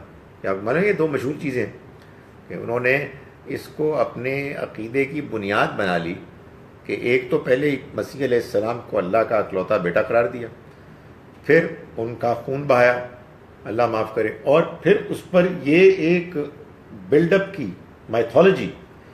یہ اصل میں اللہ نے اپنے اکلوتے بیٹے کو انسانوں کے گناہوں کا کفارہ ادا کرنے کے لیے یہ کام کیا. اب جو ان کو مانے گا، جو ان کی اس قربانی کو قبول کرے گا، گویا کہ وہ اپنے اندر کا ایک گناہ کو اس خون سے دھو دے گا. چنانچہ اس کو ماننا ضروری ہے. اچھا میں مطلب جب بھی ان سے بات کرتا ہوں یار یہ بات سمجھا تو دو نا، مطلب کیا ہے اس کا؟ مطلب یہ ہے کہ وہ قربان ہوئے تو اس کا میرے سے کیا تعلق ہے؟ میں نے اگر اس کو مان بھی لیا تو میرے گناہ کیسے دھل سکتے ہیں؟ مگر وہ یہ کہتے ہیں جی کہ یہی تو مسٹری ہے، اور فیتھ اصل میں ہوتا ہے اسی طرح کا ہے. اچھا یہ پھر مسلمانوں نے بھی کچھ اس طرح کی باتیں شروع کر دیں کہ جسے لگتا ہے کہ واقعی فیتھ تو سمجھ میں آنے والی بات نہیں ہے. میں اکثر پڑھے لکھے لوگوں سے بات کرتا ہوں اور وہ کہتے ہیں کہ فیتھ تو بلائنڈ ہوتا ہے. تو میں کہتا ہوں اچھا جی پھر چاپی ہے تو کوئی اور گل کریے. جب فیتھ بلائنڈ ہوتا ہے تو ایک بلائنڈ فیتھ ان کا ہے، ایک ہمارا ہے. وہ بھی بلائنڈ ہے، ہمارا بھی بلائنڈ ہے، میں کچھ بھی نہیں ہے. قرآن دلائل دے دے کر اس نے قرآن کو بھر دیا ہے. اللہ پر ایمان کے دلائل، آخرت پر ایمان کے دلائل، نبی صلی اللہ علیہ وسلم کے رسول برحق ہونے کے دلائل. قرآن اسی سے تو بھرا ہوا ہے، ساری باتیں اس سے متعلق ہو رہی ہیں، اور مسلمان آرام سے کہتا ہے کہ یہ بلائنڈ فیتھ اصلی ماننے ہیں کہ اے سانو دسیا گیا ہے. الحمدللہ. اس کے بعد پھر کوئی گفتگو ہی نہیں ہو سکتی. آپ کوئی اور سوال کرنا چاہیں؟ یہاں ایک آدھ یہ ارشاد.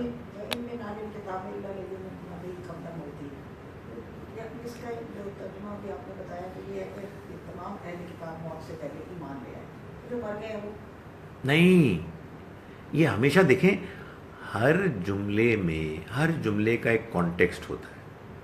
یہ بات ہی ان کے بارے میں ہو رہی تھی کہ جو مطالبہ کر رہے تھے کہ آسمان سے اترتا ہوا فرشتہ دکھاؤ گے تو مانیں گے.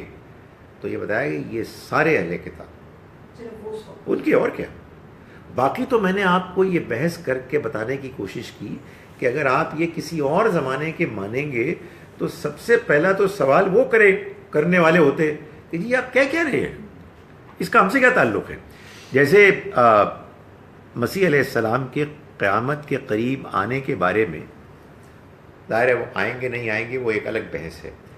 ایک ہمارے یہاں اور آیت پیش کی جاتی ہے جو سورہ زخرف میں، کہ جس میں یہ کہا گیا ہے کہ مسیح علیہ السلام جو ہیں وَإِنَّهُ لَعِلْمٌ لِلسَّاعَةِ، وہ آخرت کی گھڑی کا علم. تو بعض لوگ کہتے ہیں کہ وہ آخرت کے قریب آئیں گے، یہ آیت کہہ رہی ہے. تو اس میں ایک بہت اچھی بات، اگر کبھی موقع ملے آپ کو تفہیم القرآن میں مولانا مودودی کا نوٹ پڑھیں، انہوں نے یہی بات سمجھائی ہے کہ بھائی ذرا تھوڑا سا غور کرو کہ یہ ابو جہل اور ابو لہب کے سامنے اگر قرآن یہ کہتا کہ تم آخرت کا انکار کر رہے ہو، قیامت کے قریب عیسیٰ علیہ السلام آئیں گے اور وہ قیامت کے سچے ہونے کا ثبوت ہوگا، تو اس کا ہم سے کیا تعلق، مطلب یہ ہمیں کیوں بتا رہے ہیں. تو یہ اصل میں جب آپ قرآن کو سمجھتے ہیں نا، تو سب سے پہلے جو سمجھنے والی چیز ہوتی ہے وہ یہ ہے کہ یہ قرآن اپنے اولین مخاطبین، امیجیٹ ایڈریسیز سے کیا بات کر رہا ہے.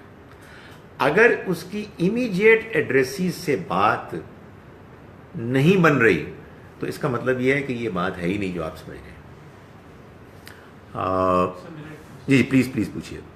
سر یہ پروفٹس جب پریزنٹ ہوتے تھے اور حضور صلی اللہ علیہ وسلم سے پہلے بھی جو تھے جی، تو جو ایمان لوگ لے آتے تھے، اب ان کی نیچر تو آٹومیٹکلی جس طرح ہمارے ٹائم پہ تو کوئی پروفٹ نہیں ہے نا لائف ٹائم سے، تو ایسے سوال بھی اٹھتے ہوں گے ذہن میں کہ اللہ تعالیٰ سے تو ڈائریکٹ کانٹیکٹ ہے ان کا، one person who is in direct contact with اللہ تعالیٰ، تو پوچھتے تو ہوں گے لوگ کہ آپ اللہ تعالیٰ سے پوچھ کے بتا سکتے ہیں کہ what will be our result in the afterlife on the day of judgment. تو اگر اس طرح کے سوال پوچھے گئے ہیں پروفٹ سے other than حضور صلی اللہ علیہ وسلم as well، تو کس طرح انہوں نے رسپونڈ کیا تھا اور how was it؟ دیکھیں، ہم کو ان تمام پیغمبروں کے بارے میں کہ جو نبی اکرم صلی اللہ علیہ وسلم سے پہلے آئے اور ان کے واقعات کے بارے میں جو اوتھینٹک ترین جو بیان ہے وہ قرآن میں ہے.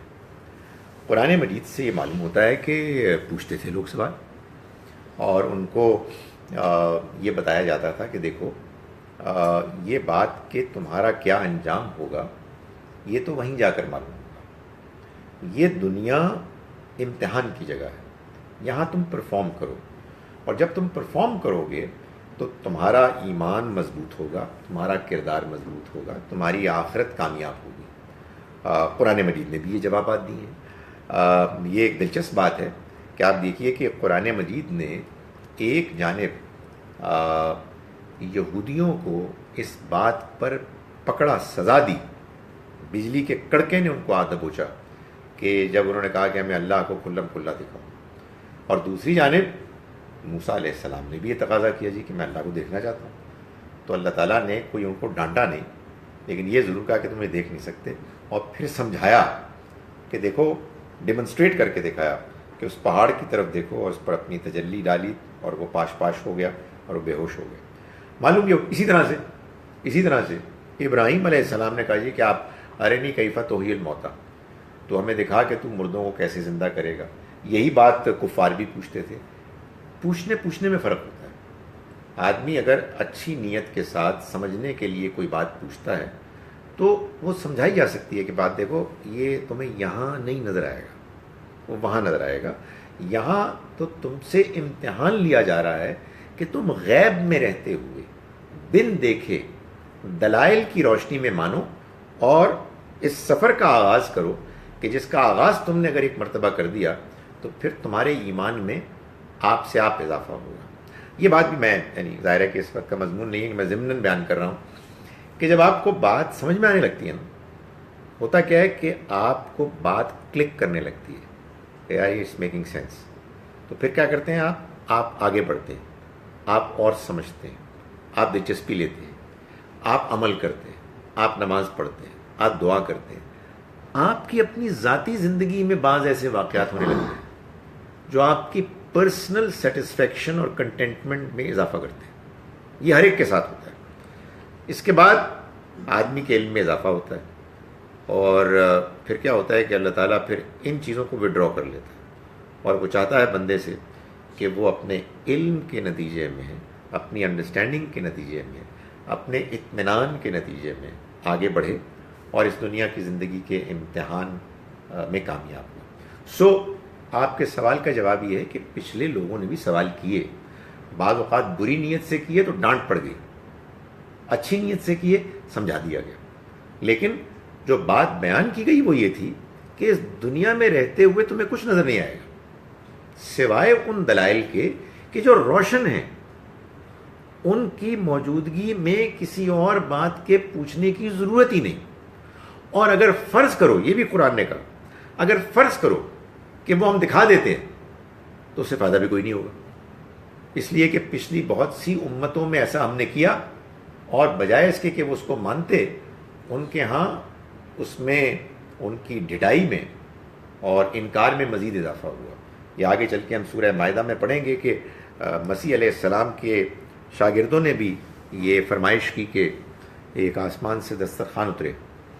تو اللہ تعالیٰ سے جب فرمائش کی مسیح علیہ السلام نے, تو اللہ تعالیٰ نے فرمایا کہ کرنے کو تو میں اتار دیتا ہوں, لیکن اگر اس اتارنے کے بعد تم نے کوئی شرارت کی اور غلط رویہ اختیار کیا تو جو عذاب تم پر نازل ہوگا وہ کبھی کسی اور پر نازل نہیں ہوگا.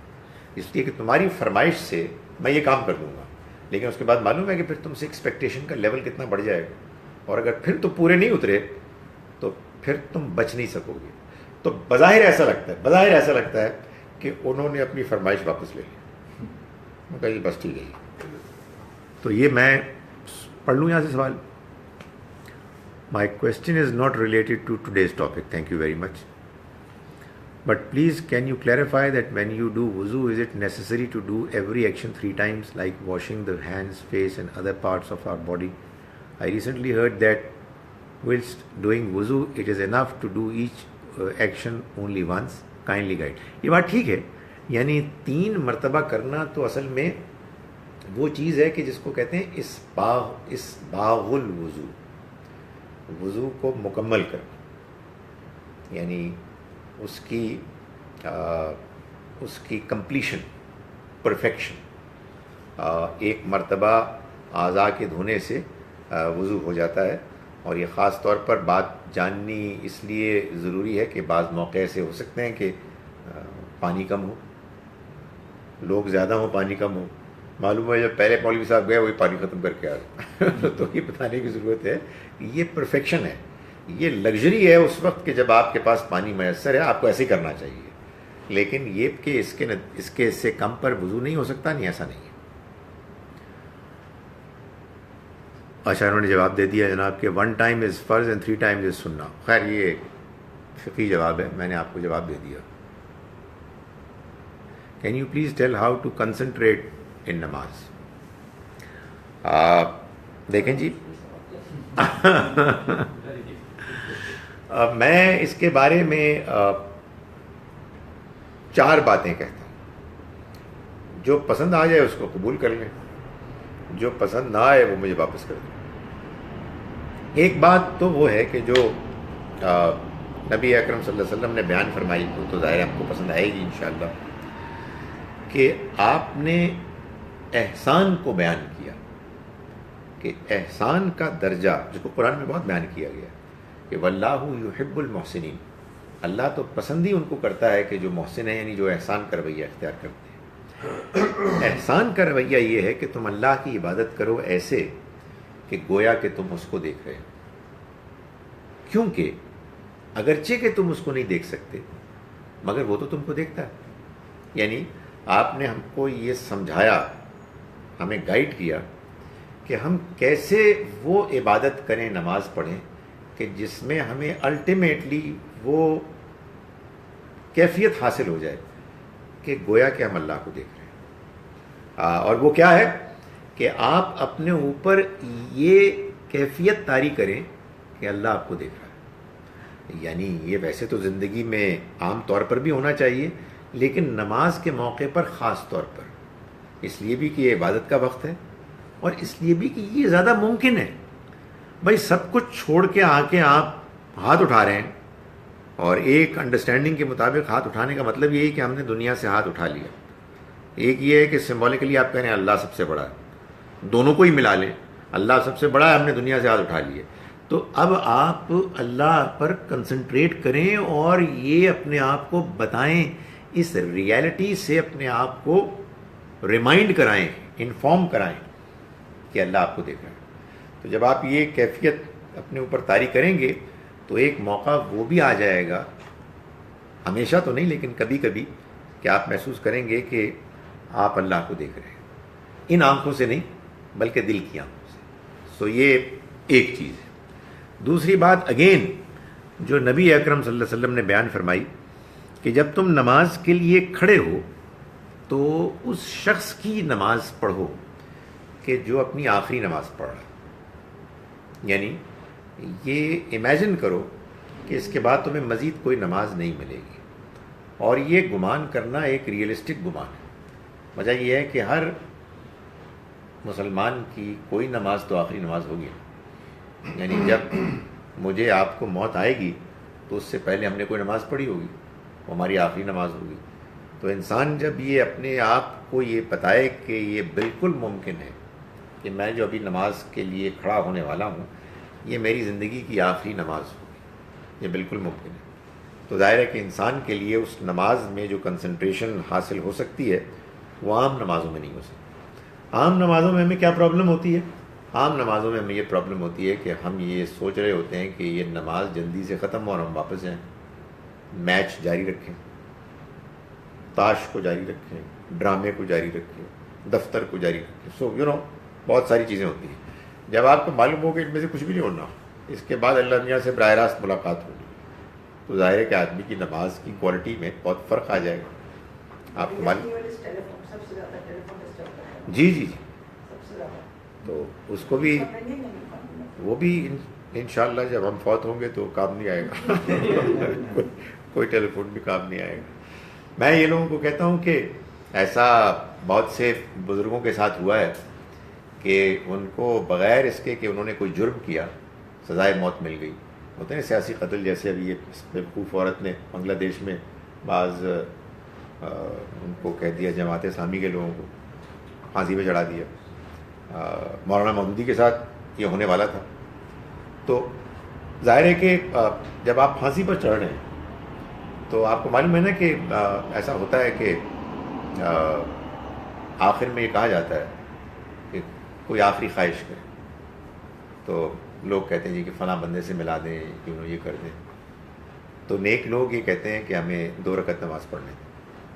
تو آپ سوچیں نا کہ کوئی آدمی سولی پہ چڑھنے والا ہے اور اس سے پہلے وہ 2 رکعت نماز پڑھتا ہے، تو یہ نماز تو ظاہر ہے کہ وہی نماز ہوگی کہ جس کا حضور نے تذکرہ کیا. تیسری بات نماز کی کوالٹی کو اچھی بنانے کی یہ ہے کہ نماز میں چند ہی تو کلمات ہیں جو ہم پڑھتے ہیں،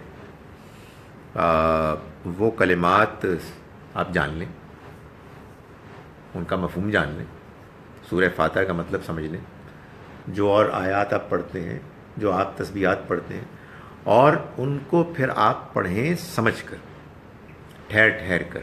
اس لیے کہ نماز اصل میں ایک ذکر ہے، اور اس ذکر کو ذکر کا مطلب ہی یاد کرنا ہے. تو ظاہر ہے کہ جب میں یہ کہتا ہوں جی کہ میں اپنے والدین کو یاد کر رہا ہوں، تو اس کا مطلب کیا یہ ہے کہ میں یہ کہہ رہا ہوں کہ میں ان کے بارے میں کچھ جملے بول رہا ہوں؟ ظاہر ہے کہ میں ان کا تصور کر رہا ہوں. تو یہ یاد نماز ہے، اور اللہ تعالیٰ نے یہی کہا ہے کہ اقیم الصلاۃ لذکری، تم نماز کا اہتمام کرو میری یاد کے لیے. تو یاد کرنے کے لیے پھر ہم کو یہ کرنا ہوگا کہ ہم جو کچھ پڑھ رہے ہیں اس کو ہم سمجھیں. اور آخری بات جو ہے جو میں عام طور پہ کہتا ہوں، اگر آپ کو پسند آئے تو مجھے واپس کر دیں، وہ یہ ہے کہ نماز میں 2 ہی چیزیں، ایک اس میں وہ اعمال ہیں، قیام، رکوع، سجود، تشہد، قعدہ، اور ایک اذکار ہے. ان دونوں میں اگین کچھ وہ ہیں کہ جو فرض ہیں اور کچھ وہ ہیں کہ جو نفل ہیں، اعمال میں بھی اور اذکار میں بھی۔ مثال کے طور پر اعمال میں یہ 4 چیزیں فرض ہیں، ان کے بغیر نماز نہیں ہوتی، لیکن آپ نے ہاتھ باندھنے نہیں باندھنے یہ نفل، یہ ایک آپشنل چیز ہے، چنانچہ بعض لوگ باندھتے ہیں، اوپر باندھتے ہیں، نیچے باندھتے ہیں، بعض لوگ نہیں باندھتے ہیں۔ رفع دین ایک نفلی چیز ہے، بعض لوگ کرتے ہیں، بعض لوگ نہیں کرتے، اینڈ سو آن۔ بالکل اسی طرح سے اذکار میں بھی بعض لازم ہیں اور بعض نفلی ہیں، اضافی ہیں۔ لازم کیا ہے؟ سورہ فاتحہ کا پڑھنا، سورہ فاتحہ کے بعد قرآن کا ایک حصہ پڑھنا، ہر نماز کی حالت کو بدلتے ہوئے اللہ اکبر کہنا، رکوع سے اٹھتے ہوئے سمع اللہ لمن حمدہ۔ میں جب بچوں کو بتاتا ہوں کہتے ہیں اس کا مطلب بتا تو عام طور پر نہیں پتا۔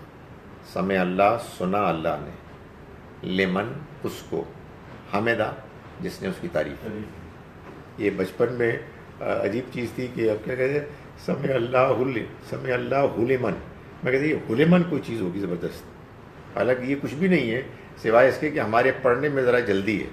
سمع اللہ، سنا اللہ نے، لمن اس کو، اس کے بولنے کو، حمدہ جس نے اس کی تعریف کی۔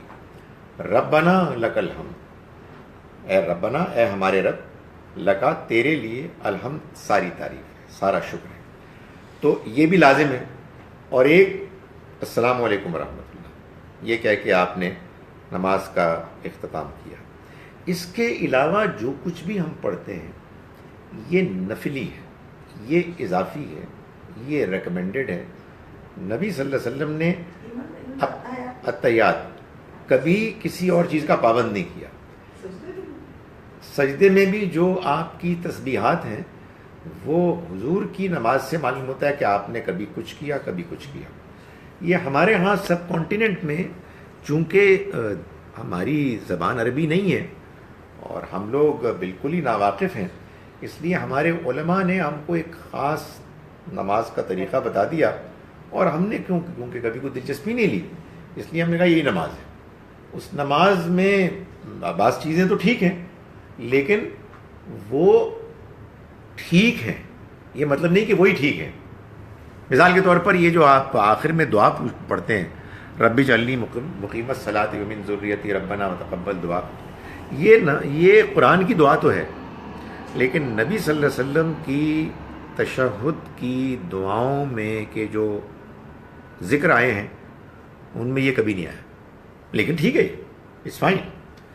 تو جو میں بات کر رہا ہوں اب وہ یہ ہے کہ چنانچہ ان نفلی اذکار میں آپ جو اذکار چاہیں کریں، جو آپ کی مرضی ہے، جس پر آپ کا دل مائل ہوتا ہے۔ مقصد کیا ہے؟ اللہ کو یاد کرنا، اللہ سے رجوع کرنا، اور جس زبان میں چاہے کریں، بات کرنی ہے اللہ سے، اس کو یاد کرنا ہے، اس سے مانگنا ہے۔ آپ کی تسلی نہیں ہوتی اردو انگریزی میں نہ کریں، آپ عربی میں کریں، لیکن یہ تو نہیں کر سکتے کہ آپ وہ چیز پڑھ رہے ہیں جو آپ کو سمجھ نہیں آ رہی۔ میں یہ بات اس لیے بھی کہہ رہا ہوں، ایک تو میں نے اس کی یہ دلیل بتا دی آپ کو کہ حضور نے بدل کے کیے، دوسرا یہ کہ ایک ایبسلیوٹلی یہ تو، اور ہم نے یہ فیصلہ کر لیا کہ زبان اللہ تعالیٰ کو صرف عربی آتی ہے۔ تو ایک نماز میں خاص طور پر احادیث میں ذکر آتا ہے کہ جماعت کی نماز میں نبی صلی اللہ علیہ وسلم رکوع سے اٹھے اور آپ نے فرمایا سمع اللہ لمن حمدہ ربنا لک الحمد۔ پیچھے دوسری تیسری رکعت میں کوئی صاحب تھے، نئے تھے، انہوں نے کہا جی حمدن کثیرن طیبن مبارکن فی، ایک جذبہ پیدا ہوا ان کا۔ جب نماز ختم ہوئی تو حضور نے پوچھا یہ کون صاحب تھے؟ وہ ڈر گئے، ان کا یہ مارا گیا، پکڑا گیا۔ تو آپ نے بہت تعریف کی، آپ نے کہا جی یہ جو انہوں نے پڑھا ہے اس کو تو ایک دوسرے سے حاصل کرنے کے لیے، سبقت لینے کے لیے فرشتے ایک دوسرے سے کمپیٹ کر رہے ہیں۔ تو بہت تعریف کی۔ ظاہر ہے وہ جو بھی صاحب تھے ان کو آتی عربی تھی، تو میں یہ پوچھتا ہوں کہ اگر اسی طرح سے کوئی اپنی زبان میں کوئی دل سے بات نکالے گا تو کیا اس کو رد کر دیا جائے گا؟ نہیں، جو مرضی آپ پڑھیں. جو یعنی اسی سمع اللہ لمن حمدہ ربنا لک الحمد میں انہوں نے حمد کی اور وضاحت کر دی. ایسی حمد جو کثرت کے ساتھ ہو، پاکیزہ ہو، جو بابرکت ہو، یہ انہوں نے بیان کیا. مجھے اس کا احساس خاص طور پر ہوا اس موقع پر جب میں خانہ کعبہ میں ایک شاید حج کرنے یا عمرہ کرنے گیا، تو آخری نماز بہت پیچھے تھے، بہت رش تھا. تو میرے ساتھ ایک کوئی عرب بدو تھا، اور سجدے میں جب جاتا تو ہمارے سجدے وہ لمبے بھی کرتے ہیں.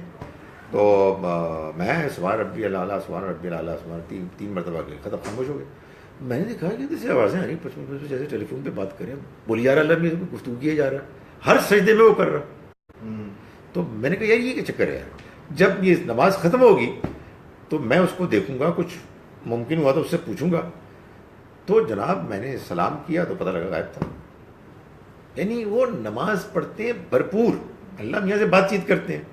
تو سوال یہ تھا ان کا کہ نماز میں کیسے اسپرٹ پیدا کی جائے. ان چیزوں کو اگر آپ اپنی نماز میں کرنے کی کوشش کریں تو امید ہے کہ اسپرٹ پیدا ہوگی. سر یہ دیکھا جاتا ہے کہ کچھ لوگ فرض تو کھڑے ہو کے پڑھ لیتے ہیں، لیکن نفل یا کوئی باقی عبادت بیٹھ کے کرتے ہیں.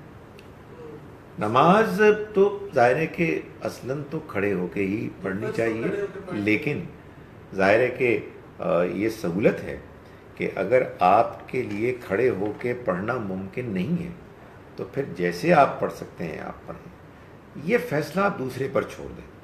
ان کو یہ کہیں کہ بغیر کسی عذر کے تو آپ کو بیٹھ کے نہیں پڑھنا چاہیے، لیکن اگر آپ یہ محسوس کرتے ہیں کہ کھڑے ہو کر پڑھنا ممکن ہی نہیں ہے تو پھر جیسے ممکن ہے ویسے پڑھیں. صرف یہ کبھی کبھی خیال آتا ہے کہ یہ فرض ہی میں کیوں آخر کھڑے ہو کر، یعنی صرف ایسی ایک اشارتاً بس بات کر لیں. میں آپ آخری سوال کا جواب دے رہا ہوں. یہاں جو ایک لکھا ہوا ہے جی سر جی، اب آپ نے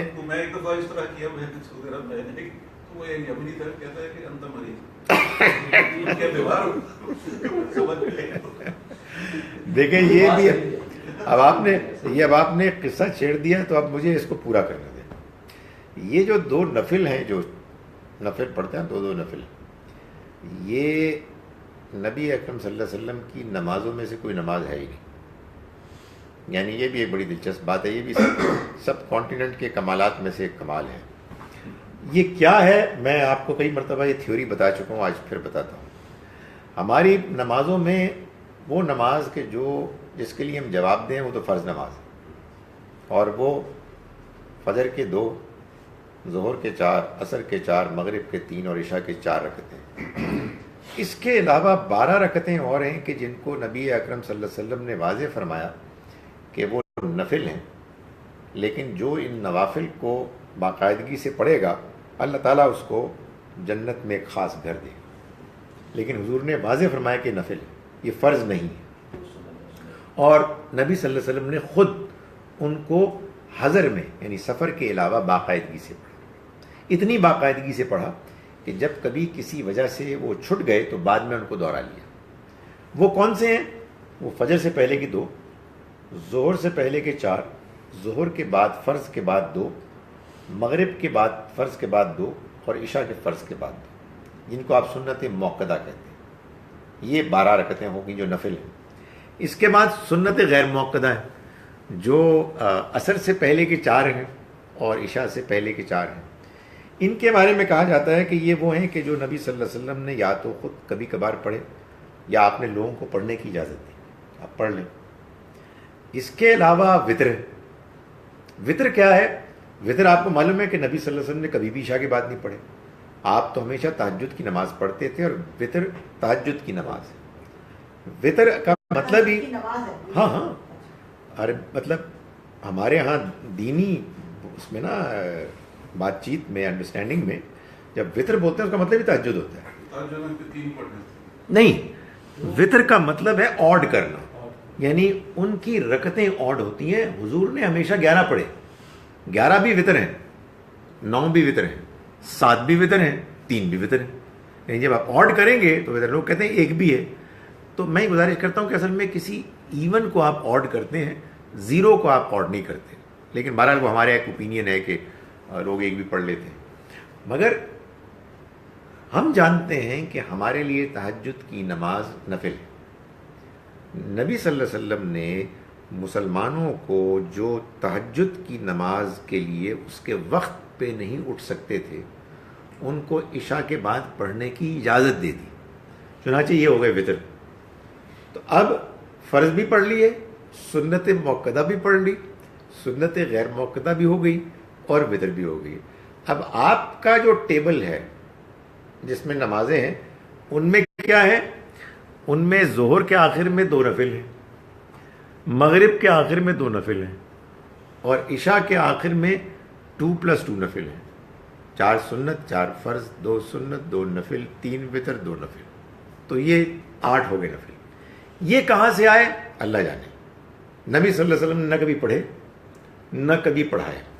تو کہاں سے آئے میں اس کے بارے میں آپ کو تھیوری بتا دیتا ہوں کہ ہمارے سب کانٹیننٹ کے کسی عالم نے یا کچھ علماء نے یہ سوچا کہ نبی صلی اللہ علیہ وسلم کی باقی نمازیں تو ساری ہم نے پڑھ لی, فرض بھی پڑھ لیے, سنت موقدہ بھی پڑھ لی, غیر موقدہ بھی پڑھ لی, تہجد کے وطر بھی پڑھ لیے. مگر تہجد تو وہ 11 پڑھتے تھے, تو وطر تو ہم پڑھتے ہیں 3. 11 - 3 8. تو انہوں نے 8 کو پھر ادھر ادھر ادھر ادھر تک ڈسٹریبیوٹ کر دیا. یہ نفل. اب چونکہ ہمارے یہاں تو اس طرح تربیت کی گئی یہ سوال ہی نہیں کرتے. میں یہ کہتا ہوں کہ یہ بڑی جسارت ہے. آپ سوچئے کہ اللہ کے پیغمبر نے یہ دیا نہیں اور یہ دین کے طور پر رائج ہو گیا. اور وہ بات مزید مجھے نہیں, یہاں تک تو میں نے اپنا گیس ورک بتا دیا. بیٹھ کے کوئی پڑھتے ہیں یہ ایک الگ مسئلہ ہے. یہ کیا چکر ہے؟ آپ وہ کہہ رہے تھے سنت موقدہ جو ہے وہ آپ دوبارہ سے 2 وہ آپ دوبارہ سے ریپیٹ کرتے ہیں. 2 فجر سے پہلے 2 فجر سے پہلے, 4 ظہر کے فرض سے پہلے, 2 ظہر کے فرض کے بعد, 2 مغرب کے فرض کے بعد, 2 عشاء کے فرض کے بعد. یہ 12 بن گئے. نہیں یہی تو میں گزارش کر رہا ہوں, ضروری صرف فرض ہیں. ان کے بارے میں یہ بتایا گیا کہ یہ وہ نفل ہیں. حضور نے 2 الفاظ استعمال فرمائے, تطوعاً. تطوع آپ کو معلوم ہے نفل کو کہتے ہیں جو آپ خوش دلی سے کرتے ہیں, غیر فریضتن جو فرض نہیں ہے. یہ 2 الفاظ بیان کرنے کے بعد فرمایا جو ان کو باقاعدگی سے پڑھے گا اللہ تعالیٰ ایسے شخص کو جنت میں ایک خاص کر دے گا. بس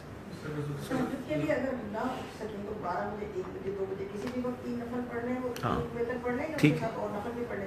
نہیں منیمم 3 ہے نا, تو منیمم آپ 3 پڑھ لیں. زیادہ پڑھنے جاتے ہیں حسب توفیق جتنا مرضی پڑھ لیں. ہمیں معلوم ہے ہم وطر پڑھ رہے ہیں, نیت بولنے کی کوئی ضرورت ہی نہیں, ہمارے دل میں ہے. جی ایبسلیوٹلی آپ کے اوپر فرض تھی. آپ کے اوپر تہجد نماز پڑھنا فرض تھا. یہ قرآن میں لکھا ہوا کہ یہ ایک ہے نافلہ تلک, آپ کے لیے ایک ایڈیشنل ہے. یہ نافل یہ وہی نفل ہے, یہ اس کا مطلب ہے ایڈیشنل. یہ ایک آپ کے لیے خاص طور پر ان ایڈیشن. تو وہ ہمارے لیے نفل ہے. ٹھیک ہے جناب, انشاءاللہ اگلی مرتبہ پھر وہیں وی بلاک میں ہوگی, وچ از اب یہ تو ہم نے خاص وہ مجھے جانا تھا اس لیے منڈے کو کیا ہے, نیکسٹ وینسڈے کو ہوگا, ناٹ دس کمنگ وینسڈے. میرے حساب سے وہ 27 بنتا ہے. آپ کو اطلاع آ جائے گی انشاءاللہ. اقول قولی ھذا واستغفر